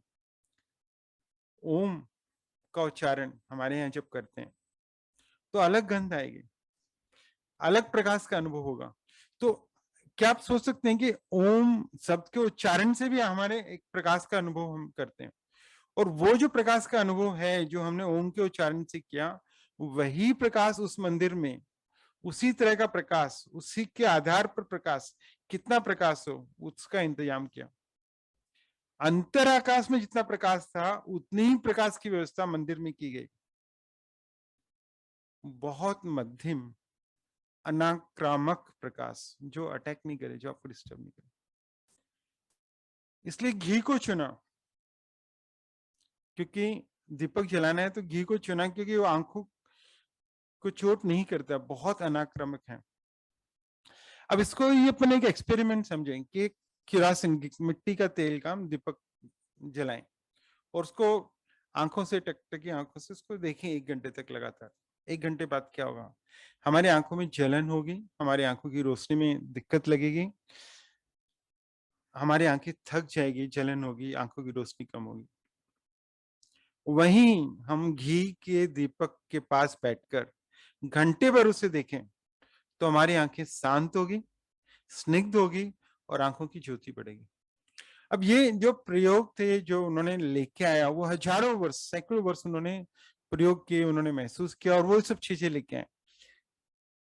हम घी का दीपक तो जलाते हैं, क्यों जलाते हैं? क्यों वही प्रयोग करते दूसरा नहीं करते, वो हम ध्यान नहीं दे पाते। सभी मंदिर में हम चंदन का प्रयोग करते हैं। मैंने कहा तिलक पर, आज्ञा चक्र पे, क्योंकि आज्ञा चक्र से जो सुगंध फैल रही थी, जो निकल रही थी, जो आज्ञा चक्र से जो शीतलता निकल रही थी, वह चंदन से घिसकर मतलब से मिलती है, इसलिए वो चंदन को उन्होंने यूज किया। अब ठंडा तो वहां पे आपको बहुत ठंडापन महसूस होता है आज्ञा चक्र पे, तो ठंडा तो बर्फ भी है, लेकिन बर्फ का स्वभाव ठंडा नहीं है, क्योंकि शीतल नहीं है, क्योंकि वो ठंडा तो महसूस कर, लेकिन थोड़ी देर बाद में आपको वही बर्फ उष्णता देगा, गर्मी देगा, गर्मी का अनुभव कराएगा। चंदन सिर्फ शीतल नहीं है, शीतल है और बहुत आर्द्र शीतल है। तो आप चंदन जब लगाएंगे तो वो चमड़ी के पार 1.5 इंच अंदर, जहां पर हमारा आज्ञा चक्र, वहां तक जाएगा अंदर, और वहां तक हमें उसकी शीतलता के अंदर अनुभव होगी। तो क्यों हमने अलग अलग चीजें मंदिर में यूज किए, क्यों कहा कि मंदिर में स्नान करके जाएं, साफ कपड़े पहन के जाएं, बासी कपड़ों में न जाएं, कौन से वस्त्र चुने इसकी भी व्यवस्था की गई। बहुत से मंदिरों में रेशम को चुना, क्योंकि रेशम शरीर की विद्युत को पैदा करने में बड़ा अद्भुत है, और रेशम यदि थोड़ा पुराना भी हो, बासी भी हो, तो वो बासी का पन का ख्याल नहीं आता, हमेशा ताजा ही बना रहता है। इसलिए कई मंदिरों में रेशम के वस्त्र की भी व्यवस्था की गई। जब सारी व्यवस्थाओं से मंदिर चलते हैं तो मंदिर चार्ज हो जाता है। उस मंदिर के पास से भी कोई गुजरेगा तो वह मंदिर की पवित्रता को महसूस करेगा। यहाँ तक संभव है कि उसके नकारात्मक विचार सकारात्मक विचार में बदल जाएं। मंदिर का एक वर्तुल है जो कि बहुत जीवंत है, इसलिए गांव का मंदिर आविष्ट था। तो हमारा जो भारत है उसमें जो गांव है, हर गांव में मंदिर है, और उस गांव के बीच में मंदिर है और उनका आविष्ट है। और जिस गांव में मतलब गांव की निर्दोषता और पवित्रता हम मंदिर से कोई जिम्मेदार मानते थे, तो जिस गांव में ज्यादा गलत काम होने लगते थे तो हमको लगता था इस मंदिर, यहाँ के गांव के मंदिर का वास्तु दोष है या प्रॉपर नहीं है, पूजा वगैरह नहीं है, उसके हम ठीक करते हैं, ताकि उसका जो आविष्ट है, उसका जो ऑरा है जो गांव में फैल रहा है, और जो लोग गांव के लोग जो ऑरा में रह रहे हैं, उनके भाव विचार भी सुधरे। यदि नहीं है तो व्यक्ति को दोष देने के बजाय मंदिर को सुधार रहे हैं, ताकि वो पूरा उसका आविष्ट उसमें प्रभाव फर्क पड़े। इसलिए गांव का व्यक्ति बीमारी में, सुख में, दुख में मंदिर की ओर ही भागता। तकलीफ आई तो निवेदन के लिए कि मुझे तकलीफ है प्रभु, आप इसे संभालें। खुशी आई तो धन्यवाद के लिए, प्रसाद के लिए मंदिर गया। खुद कितना ही दीन रहा हो, मगर मंदिर को सोने और जवाहरात से उसने सजा कर रखा। आज हम कहते हैं कि मंदिर को हटाओ, स्कूलों को, हॉस्पिटल्स को लेके आओ। इंसान भूखा मर रहा है, फिर मंदिर पे इतना खर्च क्यों? इसलिए हम ऐसा कह रहे हैं क्योंकि हम मंदिर का प्रयोजन भूल गए हैं, मंदिर का उपयोग हमें पता नहीं, वह निरुपयोगी लगता है। सब कहते हैं ना prevention is better than cure, prevention कहाँ से होगा? क्योर के लिए हॉस्पिटल है, प्रिवेंशन कहाँ से? मंदिर से। जब आप मंदिर से जुड़े हैं तो कितनी सारी बीमारियों से तुम ऐसे ही दूर हो जाते। जब हम इन चीजों से जुड़े हैं तो कितनी सारी चीजें हमारी ऐसे ही ठीक हो जाती हैं। तो यदि हम मंदिर से उन बीमारियों को ही दूर कर लेते हैं, वो आती ही नहीं है, तो हमें हॉस्पिटल कुछ चीजों के लिए जाना पड़ेगा जो वहां पर नहीं ठीक हो पा रही। तो लोगों ने जो भी उनके पास पास श्रेष्ठ था, सोना था, हीरा था, सब मंदिर को अर्पण कर दिया, क्योंकि उन्होंने जो भी श्रेष्ठ था वह मंदिर से ही जाना था। आज हमको यह सब व्यर्थ लगता है, हमको लगता है सब बेकार है। इंसान छोटी छोटी बातें याद रखते हैं, जो इम्पोर्टेंट चीजें हैं उनको भूल जाते हैं। लेकिन मंदिर गांव के बीच में निर्मित हैं तो उसको बार बार उसकी इच्छा होगी, वहां पर जाएगा। अच्छा, जब हम बाजार से उब जाते हैं, जब हम घर से उब जाते हैं, हम धन से, यश से, अपयश से दूर, वासना तृप्ति से, सबसे हम परेशान हो जाते हैं, जब हम जीवन से निराश, या आजकल जो बहुत कॉमन वर्ड है बोर हो जाते हैं, या जब डिप्रेशन में चले जाते हैं, तब हमारा हाथ कौन थामता है? हम कहाँ जा सकते हैं? मंदिर ही एक जगह है जहाँ पर हम जा सकते हैं। वहां आपके लिए हमेशा दरवाजे खुले हैं। दर्शन, मंत्रोच्चारण, पूजा पाठ, स्वाध्याय, भजन कीर्तन, सारी व्यवस्थाएं। मंदिर लेन देन की दुनिया नहीं है, सिर्फ एक विश्राम है, एक विराम है, जहां हम सब थके मांदे चुपचाप वहां सिर छुपा सकते हैं।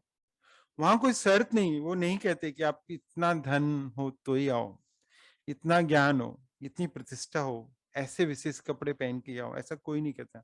वहां कोई शर्त नहीं, हम जैसे भी मंदिर में जाएंगे वह हमें स्वीकार कर लेगा। वह शरण स्थल है, जैसे भी हम हैं वैसे हम स्वीकृत हो जाएंगे।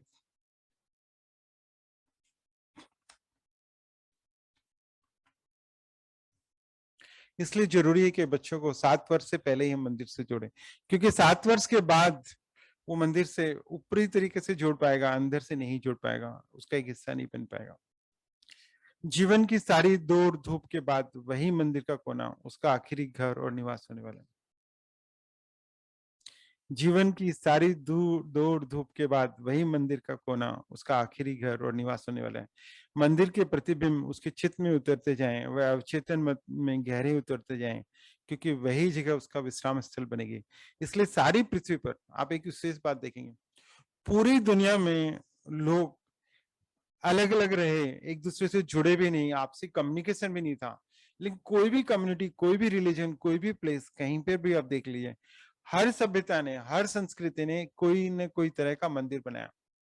सबके अलग हो सकते हैं, लेकिन अल्टीमेटली वही purpose of worship, purpose of self devotion.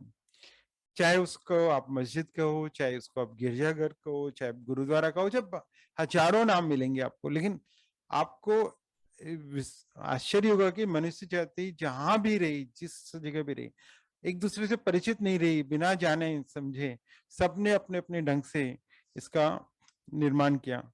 क्योंकि आज यदि अस्पताल, स्कूल, कॉलेज, वोकेशनल ट्रेनिंग हैं तो वे सब लौकिक हैं, वे सब सांसारिक हैं। यदि इन सब से कुछ पार, बियॉन्ड जाना है, तो हमें अलौकिक जीवन से जुड़ना है। चाहे मंदिर, तो अलौकिक जीवन से जुड़ने के लिए तो मंदिर ही चाहिए, और इसलिए सभी सभ्यताओं ने उनको माना। तो इसलिए जब हम सुबह उठें तब मंदिर की घंटी सुनाई दे, चाहे मंदिर नहीं जाए, जब तो सुने तो मंदिर की घंटी सुनाई दे। रात जब हम सोएं तो मंदिर का भजन हमारे कान में पड़ जाए, और क्या चाहिए। अब थोड़ा सा हम ये समझें कि हमारे जो मंदिर बने, वो मंदिर बने शब्द ब्रह्म को मान के। जैसे ओम को ब्रह्म माना, पूरा ब्रह्मांड पूरा, क्योंकि आप शब्द को, उन्होंने जैसे इलेक्ट्रिसिटी, तो कई कहते हैं कि इलेक्ट्रिसिटी से शब्द और शब्द से इलेक्ट्रिसिटी, कंफ्यूजन है, ऊर्जा है। तो हमारे जो मंदिर बने वो आवाज, ध्वनि के बेस पे ज्यादा बने, और ध्वनि से थे, इसलिए ध्वनि को कैसे आप रोकोगे? आप खिड़की दरवाजे लगाओगे तो फिर आप आकाश के नीचे जाओ ना ओम शब्द का उच्चारण करने के लिए। आपको ओम शब्द का उच्चारण करना है, आप आकाश के नीचे बैठो, आप ओम शब्द को गुंजारित करो, पर लौट कर आप तक आ पाएगा क्या? तो उत्तर है नहीं। वही मंदिर गुंबज आकार का, मतलब आसमान की तरह बनाया, आसमान की तरह बनाया, गुंबज आकार का बनाया, और उस गुंबज आकार के नीचे जहां प्रभु की स्थापना की गई, वहां पर आप नीचे बैठकर जब ओम शब्द का उच्चारण करते हो, तो वही ओम जिसका आपने उच्चारण किया प्रतिध्वनित होकर आपके पास वापस लौटता है। और जब वह प्रतिध्वनित होकर वापस लौटते हैं, तो पहले आप उच्चारित करने वाले थे, देने वाले थे, अब आप पाने वाले हो गए। और जब आप पा रहे हो तो एक वर्तुल बन रहा है, एक पूरा का पूरा सर्किट बन रहा है, सर्कल बन रहा है पूरा का पूरा। और वो जब वापस आकर आपको तरंगायित करेगा, तो आपको उसकी जो शुद्धता है, जो मंदिर की शुद्धता है, उससे आपको जब पूरा सरोवर कर देगा, आपको असीम शांति का एहसास होगा, आनंद होगा। आपके शरीर की बीमारियों को भी वो ठीक करने की क्षमता रखते हैं। लेकिन यदि मैं ओम आसमान के नीचे जाकर बोलूं तो ओम, मेरी ओम वापस लौटकर मुझ तक कैसे पहुंचेगी? यही ओम मैं मंदिर में गुंबज आकार में जाके बैठता हूँ और जहां पर खिड़की दरवाजे नहीं है, कम से कम है, और वो जो गुंबज है वो इस ढंग का बना हुआ है, इस ढंग के पत्थर का प्रयोग किया गया है कि जिसमें आवाज मल्टीपल टाइम्स वापस रिटर्न हो। तो जब मैं ओम का उच्चारण कर रहा हूं और वही ओम जब मेरे पास वापस लौट कर आ रहा है और बहुत प्यूरिफाई होके आ रहा है और मल्टीपल लेवल पे तरंग छोड़ के आ रहे हैं, तब वह ओम मेरे लिए कितना सार्थक है। इसलिए मैं मंदिर इसलिए मंदिर में खिड़की दरवाजे नहीं बने, इसलिए मंदिर में कम रोशनी हुई।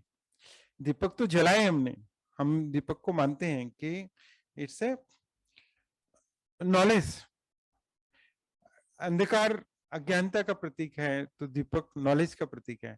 हम वहां पर लाइट, ट्यूबलाइट और उसकी बात नहीं कर रहे हैं, हम दीपक की बात कर रहे हैं। वहां पर हमने अगरबत्ती चलाई, हमने धूप चलाई, तो वो उस पर्टिकुलर परिवेश के लिए, उस पर्टिकुलर जगह पर। आज इतने सारे मंत्रोच्चारण हमारे हैं, हर मंत्र का अलग अलग प्रयोजन है। जैसे ओम शब्द का मैं कहता हूं कि ओम तो ब्रह्मांड है पूरा, ये है। ओम के बारे में तो बहुत सारी अलग अलग चर्चा हुई, तो हम आएंगे मंदिर के बाद। तो वैसे जैसे श्रीम, रिम, श्रीम, क्लीम, एम, सबके अलग अलग प्रयोजन है।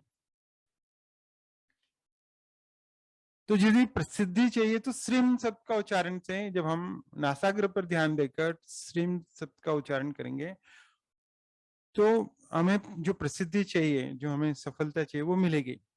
जब भय है तो हम अपने नवल जो नाभि है उस पर केंद्रित करके रिम शब्द का उच्चारण करेंगे, रिम। और उसका भी अलग अलग ढंग से उच्चारण हो सकता है, बहुत सारा। इसलिए पहले हम लोग श्रुत ज्ञान बोलते थे, और लिखकर शास्त्र का ज्ञान नहीं होता था। श्रुत ज्ञान मतलब आपको एग्जैक्टली वैसा ही सुनाई दे, वैसा ही समझ में आए। क्योंकि लिख दिया तो फिर वो उसका प्रोनाउंसिएशन, राम का प्रोनाउंसिएशन र पे जोर है, आ पे जोर है, म पे जोर है, अम पे जोर है, वो डिफिकल्ट है। तो इसलिए जो मंत्र भी आपको गुरु मंत्र भी देते तो खुद आपको ही देते हैं और आपके ही पास देते हैं, ताकि आप उसको सुन, लिख के नहीं देते, आपको सुनाते हैं, आपको उसके प्रोनाउंसिएशन समझ में आते हैं। हमारे सारे मंदिर आवाज पर बने, उसको ही ब्रह्म माना गया। और इसलिए उनकी जो आप देखेंगे सब गुंबजाकार, गोल, प्रतिध्वनित होने वाले, उसका शेप वैसा बना। हम नहीं समझ पाए, हमको लगा कि नहीं, मंदिर में खिड़कियां दरवाजे होने चाहिए, हवादार होने चाहिए, खुले होने चाहिए। फिर हमारे मंत्रोच्चारण का प्रयोजन खत्म हो गया। आज हमें उनको समझना होगा, जानना होगा और उनके ऊपर हमको चलना होगा, तब हम उनको, क्यों पिरामिड, आप देखिए पिरामिड शेप से बने, गोल गुंबज आकार के बने, इवन मस्जिद, गुरुद्वारा, पगोड़ा, ये सब भी जो आप देखेंगे ना, सब में कहीं ना कहीं आपको राउंड शेप मिलेगा। उनकी वास्तुशिल्प है ऐसे ही है कि जहां पवित्रता, शांति और दिव्यता बनी रहे। मंदिर की छत ध्वनि सिद्धांत को ध्यान में रखकर बनाई गई, जिसे गुंबद कहते हैं।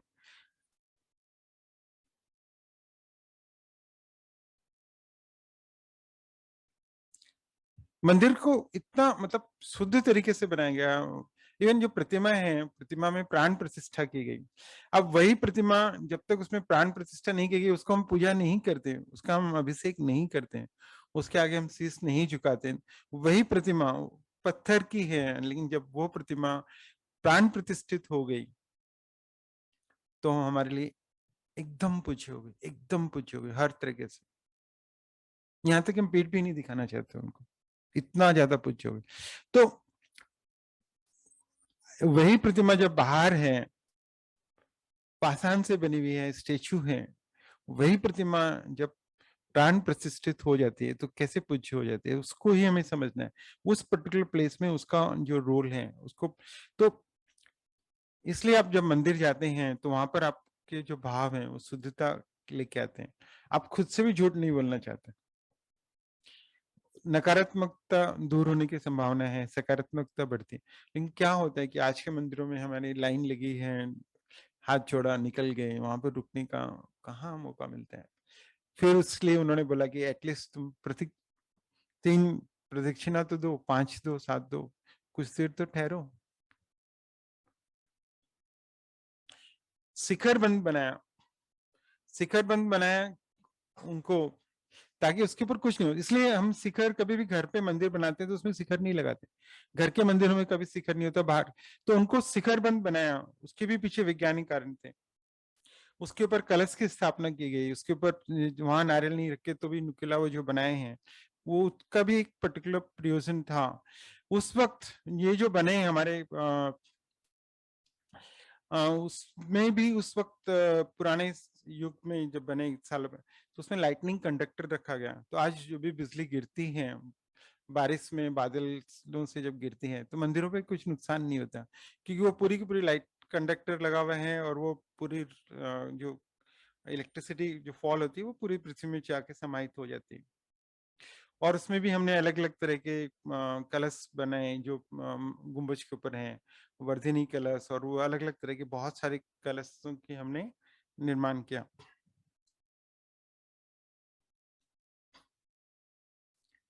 तो हमारे जो मंदिर हैं उसमें पहले मैं ओम गाता हूँ, और उसके बाद घंटे के ऊपर, और फिर 5-7-10 मिनट में कोशिश करता हूँ इसे, है ना? क्वेश्चन ज्यादा है? ओके, सो 5-7 मिनट्स है। सो हमारे मंदिर जो बने वो आकाश की आकृति में बने। प्रयोजन ये कि अगर आकाश के नीचे बैठकर यदि मैं ओम का उच्चारण करूंगा तो मेरा उच्चार हो जाएगा। मेरी पुकार मुझ तक लौट कर आए, इसलिए मंदिर का गुंबद निर्मित किया गया। वह आकाश की छोटी प्रकृति है। तो जो मैं मंत्र का उच्चारण करूंगा, ध्वनि करूंगा, पुकारूंगा, गोल गुंबद उसे वापस लौटा देगा, उतनी सरलता से वापस लौटा देगा, उतनी ही ज्यादा प्रतिध्वनियां पैदा करेगा। ऐसे पत्थर भी खोजे गए जो ध्वनियों को वापस लौटाने में सक्षम हो। जब हम ओम का उच्चार करते हैं तो एक वर्तुल निर्मित होता है, एक सर्कल निर्मित होता है।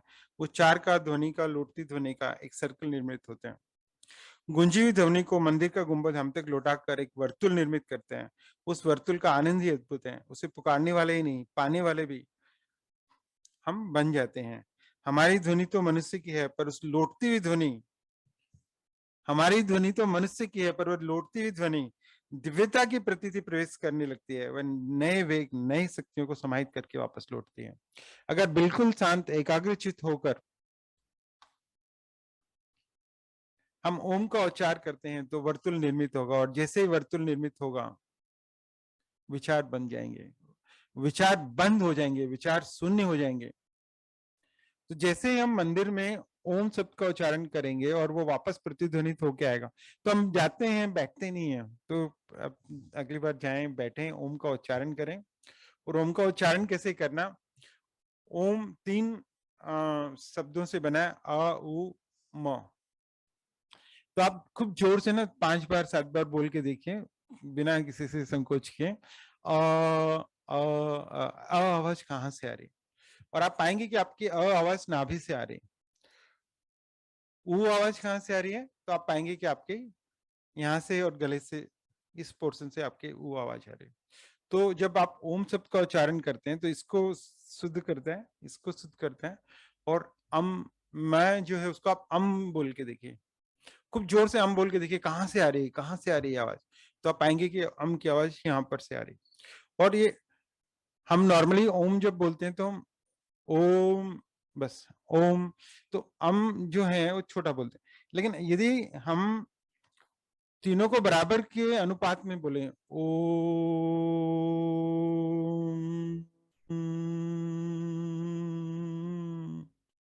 तो तीनों शुद्धता को पाएंगे। तो हमारे ब्रेन में जो ऑक्सीजन है वो बढ़ जाएगा। तो ये जो बीमारियां आजकल, पहले हार्ट की ज्यादा होती थी, इन दिनों ब्रेन की बीमारियां हैं, वो बीमारियों में भी असर होगा, नहीं होगी, कम होगी। मैं कहता हूं कि मंदिर भी उतना ही जरूरी है जितना हॉस्पिटल और स्कूल, क्योंकि यदि हॉस्पिटल आपको ठीक करते हैं तो मंदिर आपको बीमार होने से रोकता भी है।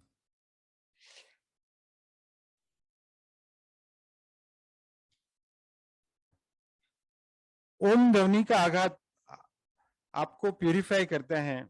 हमारे मनीषियों ने कहा शब्द ही ब्रह्म है। साइंस कहता है ध्वनि भी विद्युत का एक सूक्ष्म रूप है। हमारे मनीषी कहते हैं विद्युत भी ध्वनि का एक रूप है। शब्द ही ब्रह्म है। मंदिर में जब ओम की सघन ध्वनि की गई तब मैं भी मिट गया, मंदिर भी मिट गया और सिर्फ विद्युत रह गई। पूर्व के सारे रागिनियां, सारे संगीत शब्द ब्रह्म के प्रतीतियों का फैलाव है। ओम का कोई अर्थ नहीं, कोई मीनिंग नहीं, पर उसकी केवल उपयोगिता उपयोगिता उपयोगिता ही है।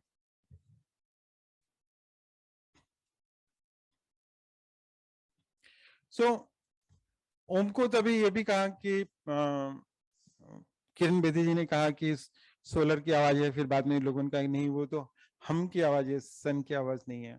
फिर अभी कुछ लोगों ने कहा कि ये ब्लैक होल की जो साउंड आ रही है वो ओम की साउंड आ रही है। कुछ भी कोई कहे, आप अपने जीवन में प्रयोग करके देखें। आप मंदिर नहीं जा सकते या मंदिर में वैसी क्षमता नहीं है, मतलब आपके वहां पर कोई गुंबज आकार जहां आपको बैठकर ओम शब्द का उच्चारण करने मिले, तो एक और प्रयोग है। भगवान बुद्ध, भगवान महावीर की आपने प्रतिमा देखी होगी, वे सिद्धासन में, पद्मासन में, है ना, सुखासन में जैसे आप बैठे और अपने हाथों को वहां पर रखें तो पूरा जुड़ जाएगा, एक शरीर का पूरा वहां पर जुड़ाव हो जाएगा। आप ओम शब्द का उच्चारण करें और ओम वो प्रतिध्वनित होकर आपके ही शरीर में वापस आएगा, वर्तुल बनेगा। थोड़ा समय दीजिए। हम क्या करते हैं लगातार, वैसे उसका भी एक अलग प्रयोजन है, ओम ओम ओम ओम ओम ओम बोलते हैं, उसका एक लेकिन एक ओम बोलकर हम रुक जाएं और उसे प्रतिध्वनित होने दें और उसे हम आत्मसात करें, वो जो वर्तुल, जो सर्किट बना वो बिजली का जो, तो हमको उसका पूरा बेनिफिट मिलेगा। तो हम बोलें, थोड़ी देर रुकें, फिर वापस बोलें, फिर रुकें। तो हम घर पर बैठकर भी सुखासन में बैठकर पूरी आंखें बंद करके हथेलियां या तो घुटनों पर या ऐसे रख के हम ओम शब्द का उच्चारण करें, हमारे शरीर में वर्तुल बनाएं और उसको महसूस करें, वो भी एक पॉसिबिलिटी है। लेकिन जो मंदिर का सब होगा उसका तो नहीं पॉसिबल है। सो सिंस टाइम भागा जा रहा है, घंटा, मंदिर के बाहर घंटा, हम जाते हैं तो मंदिर के बाहर ही घंटा है, घंटे को हम प्रतिध्वनित करते हैं। तो जैसे ही जोर से घंटे की आवाज हुई, एक वर्तुल का स्मरण दिलाती है। उस गूंजती ध्वनि का वर्तुल का पर वर्तुल, जैसे पानी में फेंका हुआ पत्थर पर लहर ही लहर। जब हम मंदिर में प्रवेश कर घंटा बजाएंगे, क्या होगा? हमारे जो विचार चल रहे हैं वो रुक जाएंगे। हम अभी कुछ व्यापार के बारे में सोच रहे थे, प्रोफेशन के बारे में सोच रहे थे, घर की बात के बारे में सोच रहे थे, कोई घटना के बारे में सोच रहे, हम मंदिर गए और जैसे ही आपने घंटी बजाई और आप रुक गए, तो वो जो ध्वनि हुई उसने आपके विचारों को ब्रेक लगा दिया, थम गए। और अब आप जब अंदर जा रहे हो तो आपको वो मंदिर की घंटी, वो जो वर्तुल बना, आपको एक मौका देते हैं कि आप मंदिर में जिस प्रयोजन से आए हो, पूजा पाठ दर्शन या जो भी आपका प्रयोजन है, उसको आप सही ढंग से वापस एक नए विचार से, क्योंकि आपका कट गया, जो थॉट प्रोसेस था कट गया, नया स्टार्ट कीजिए। सो आप दर्शन के लिए आए हो, प्रभु का दर्शन करो, प्रार्थना करो वहां पे, जैसे आपको जो भी मंत्रों के उच्चारण करने हैं, जो पूजा पाठ करनी है, सब करो। आपका कट ऑफ, तो वो एक वर्तुल स्वरूप बनाता है, इसलिए बाहर उसी का प्रयोजन अंदर भी हो सकता है, लेकिन बाहर इसलिए कि आप जब मंदिर के अंदर प्रवेश कर रहे हो तो आपने तो जूते तो खोल दिए, आपको पता है शुद्धता के लिए जूते खोलने, ठीक है, आपने हाथों को धो लिया, पाँव को धो लिया, सब कर लिया, लेकिन मन में जो विचार चले उनको कैसे शुद्ध, उनको कैसे रोकोगे, उनको कैसे करोगे? इसके लिए मंदिर के बाहर घंटा लगाया गया ताकि हम, और मोस्टली सभी मंदिरों में, सभी प्रार्थना स्थल पे जूते पहने, हालांकि मेरा एक जापान में जरूर अनुभव था कि वहां जूते पहन के गए थे हम लोग, लेकिन मोस्टली सब जगह आप जूते चप्पल पहन के नहीं जाते हो, उसकी शुद्धता और उसके लिए हाइजीन और उसके लिए। और ये भी आप एक समझें कि अभी अमेरिका में खोज हो रही है कि 24 घंटे वो जूते पहने रहते हैं तो उनके कुछ कुछ बीमारियां हो रही, तो नंगे पाँव की भी बहुत महत्ता अमेरिका में अब लोग समझ रहे हैं, तो वहाँ पे ग्रुप बन रहे हैं गार्डन में, इसमें कैसे आप कितनी देर नंगे पाँव रहे, आप चले नंगे पाँव चले उसके। और हमारे यहाँ तो मंदिरों में लोग यहाँ से शिरडी तक लोग पैदल जाते हैं, नंगे पाँव भी जाते हैं। उनका प्रयोजन है आपके पाँव में, पर्टिकुलरली जब आप वॉक करते हो तो बहुत सारे मेडिकल बेनिफिट्स भी हैं, वो भी हैं, आप परिक्रमा देते हो, सब करते हो।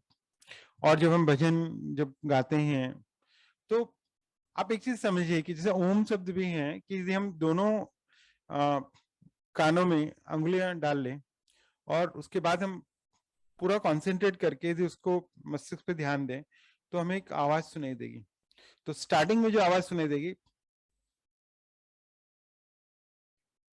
वह कुछ कुछ ओम से मिलती होगी, लेकिन धीरे धीरे आप यदि और थोड़ा गहने में जाएंगे, 2 मिनट, 5 मिनट, 7 मिनट, तो आपको उसमें बहुत सारे म्यूजिक्स सुनाई देंगे, बहुत सारे।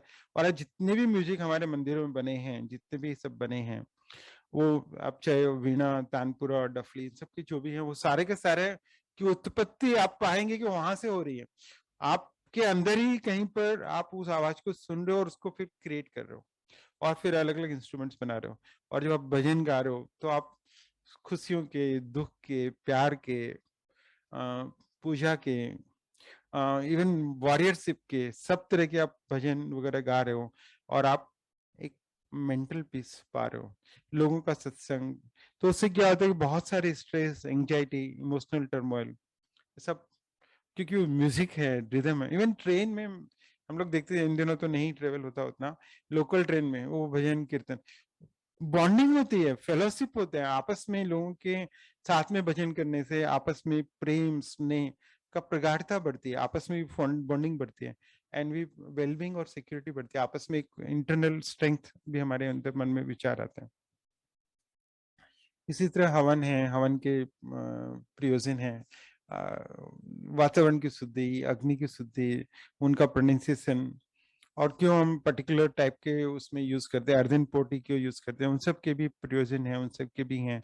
वो हवन पूरे एयर को प्यूरिफाई करते हैं, वहाँ के एटमोसफियर को स्पिरिचुअल करते हैं, मंत्रों के उच्चारण से वहाँ के एनवायरनमेंट में हीलिंग आती है, बहुत सी चीजें हैं हमें जाननी है। आज बस इतना ही। बहुत बहुत धन्यवाद, आप लोगों ने सुना, और कुछ क्वेश्चन आंसर्स है उसको हम लोग डेफिनेटली डिस्कस करेंगे। लेकिन ये जो मुझे मौका मिला, गोविंद जी, गिरीशी जी, आप लोग का बहुत बहुत आभार, बहुत बहुत धन्यवाद, बहुत बहुत प्रणाम। एंड मैं माँ पद्मावती का भक्त हूँ, तो उनको भी बहुत बहुत धन्यवाद कि उनके आशीर्वाद से मैं सब इस दिशा में थोड़ा आगे बढ़ रहा हूँ। Thank you everybody. Now will take the question answers.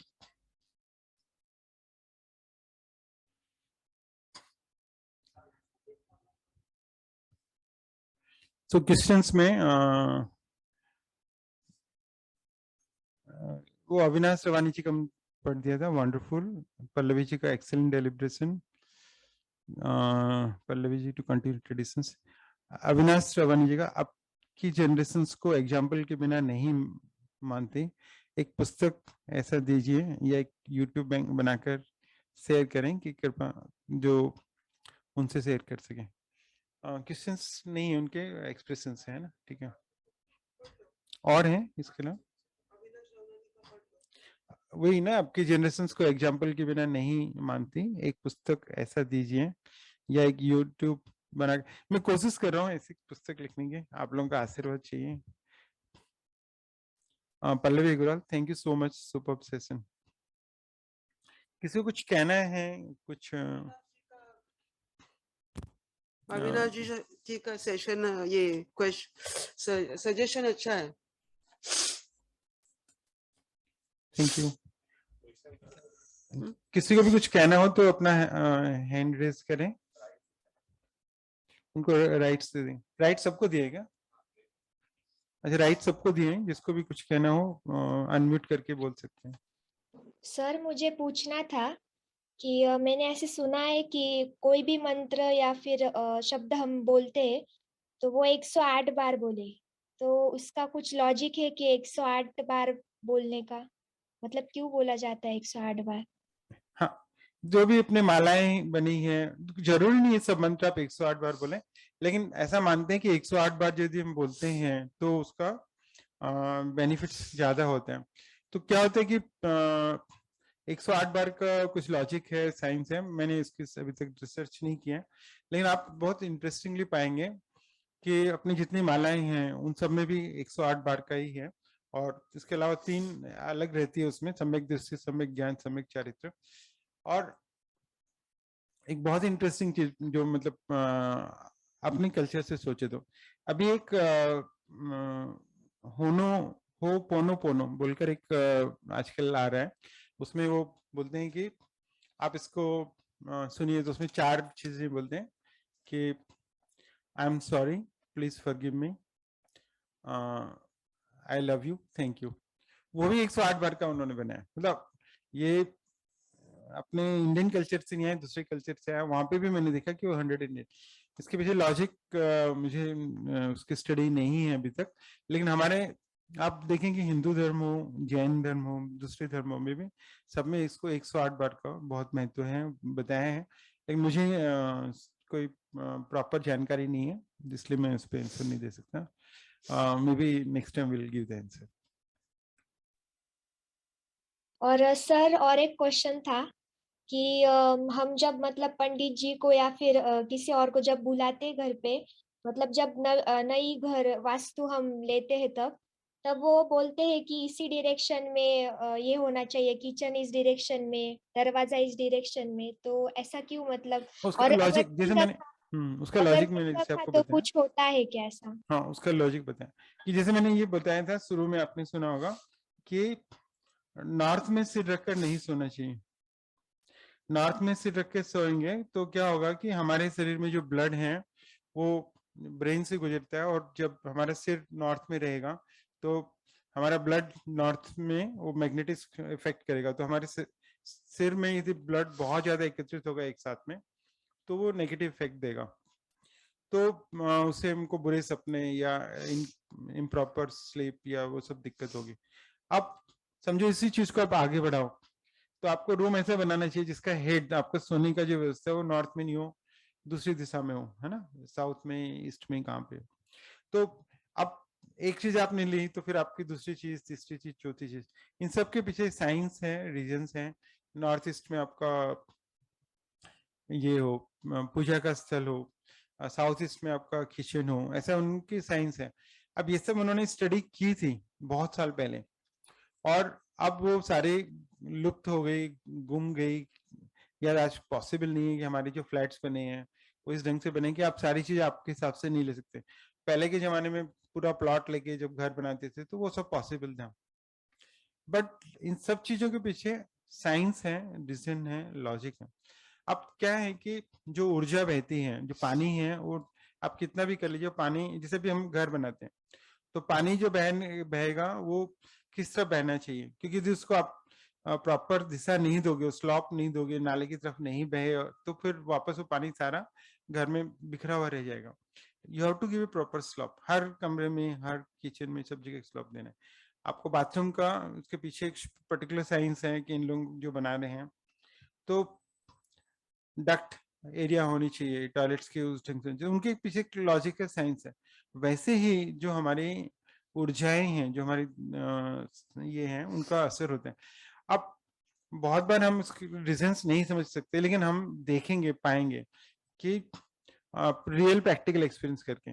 अभी हम लोगों के यहाँ पे मेरी मदर उस रूम में रहते हैं यहाँ पे साउथ वेस्ट है, तो उनका फिर ऑर्डर चलेगा, वो हम लोग अनुभव करते हैं। जब अनुभव करते हैं तो फिर लगता है कि हाँ वो जो बोल रहे हो सही है। मतलब it's reverse way, you may not know the logic, you just try something, be aware, and then you see whether it really works. And my experience is this कि many times we have seen that yes, it does work. Logic science उसका जो है उनके पास वो भी पूरा नहीं। मैंने काफी लोगों से डिस्कस किया, वो लोग भी पूरा नहीं, बस वो ऐसा होता है वैसा होता है। वो मुझे कह रहा हूँ ना, 200 साल के अंदर हमारा सब गुम हो गया, ढूंढने की जरूरत है लॉजिक, रीजन है, सब कुछ कंपेरिजन है।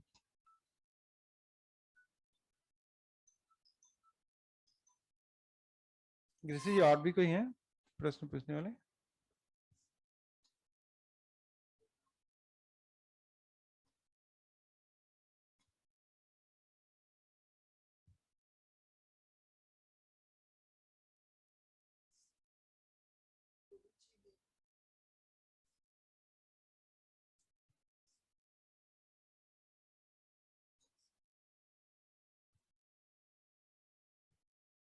kindly explain the benefits of fasting during certain festivals? सो अभी फेस्टिवल्स की आप बात करेंगे ना, तो हमारे फेस्टिवल भी कैसे बने? क्या आपने कभी सोचा हमारे फेस्टिवल्स के बारे में? अभी आप देखो, हमारे क्या हुआ, गणपति का त्योहार आया, चतुर्दशी से अनंत चतुर्दशी हमने क्या किया, पूरा पूजन पाठ किया। उससे पहले हमारे गोविंदा वगैरह सब फंक्शंस हुए। जैसे ही गणपति का हमारा फंक्शन खत्म हुआ, उसके नेक्स्ट डे क्या हुआ, पितृपक्ष चालू गया, अनंत चतुर्दशी, उसका अगला दिन पितृपक्ष। आपने बहुत सेलिब्रेट किया, अब आप अपने पितृपक्ष को, अपने जो भी पितृ हैं उन लोगों के लिए पर्टिकुलर चीजें करो। So that is little bit sadness, you remember them, you feel something sad and all that. अब जैसे ही पितृपक्ष खत्म हुआ, क्या शुरू हुआ, नवरात्र शुरू हुआ। नवरात्र शुरू हुआ, वापस पूजन पाठ, और अब क्या बोल रहे हैं, आप फास्टिंग रखो। आप तो हमारी जो बॉडी है, इस बॉडी में भी कुछ रेस्ट, कुछ पर्टिकुलर चाहिए।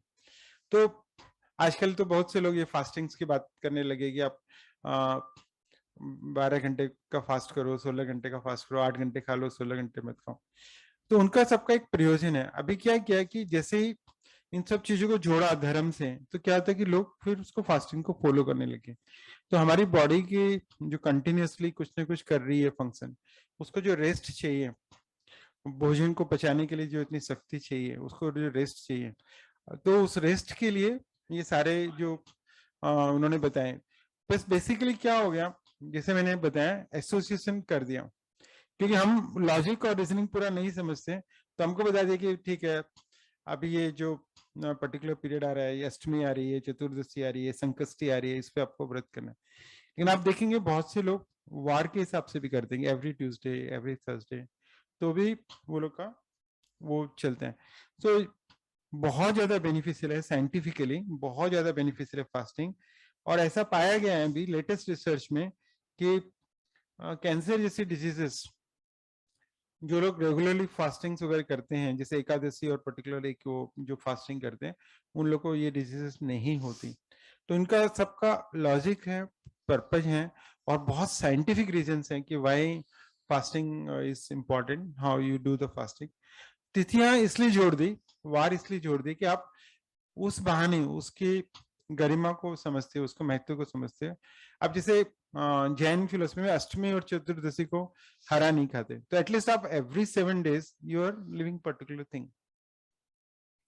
तो वो पर्टिकुलर दो चीजों को जोड़ा, उसके पीछे लॉजिक भी है, साइंस भी है, अपने बेनिफिट्स भी है, हेल्थ बेनिफिट्स भी हैं, लेकिन इसलिए जोड़ दिया कि ताकि आप उस चीज को रेगुलरली फॉलो कर सकें।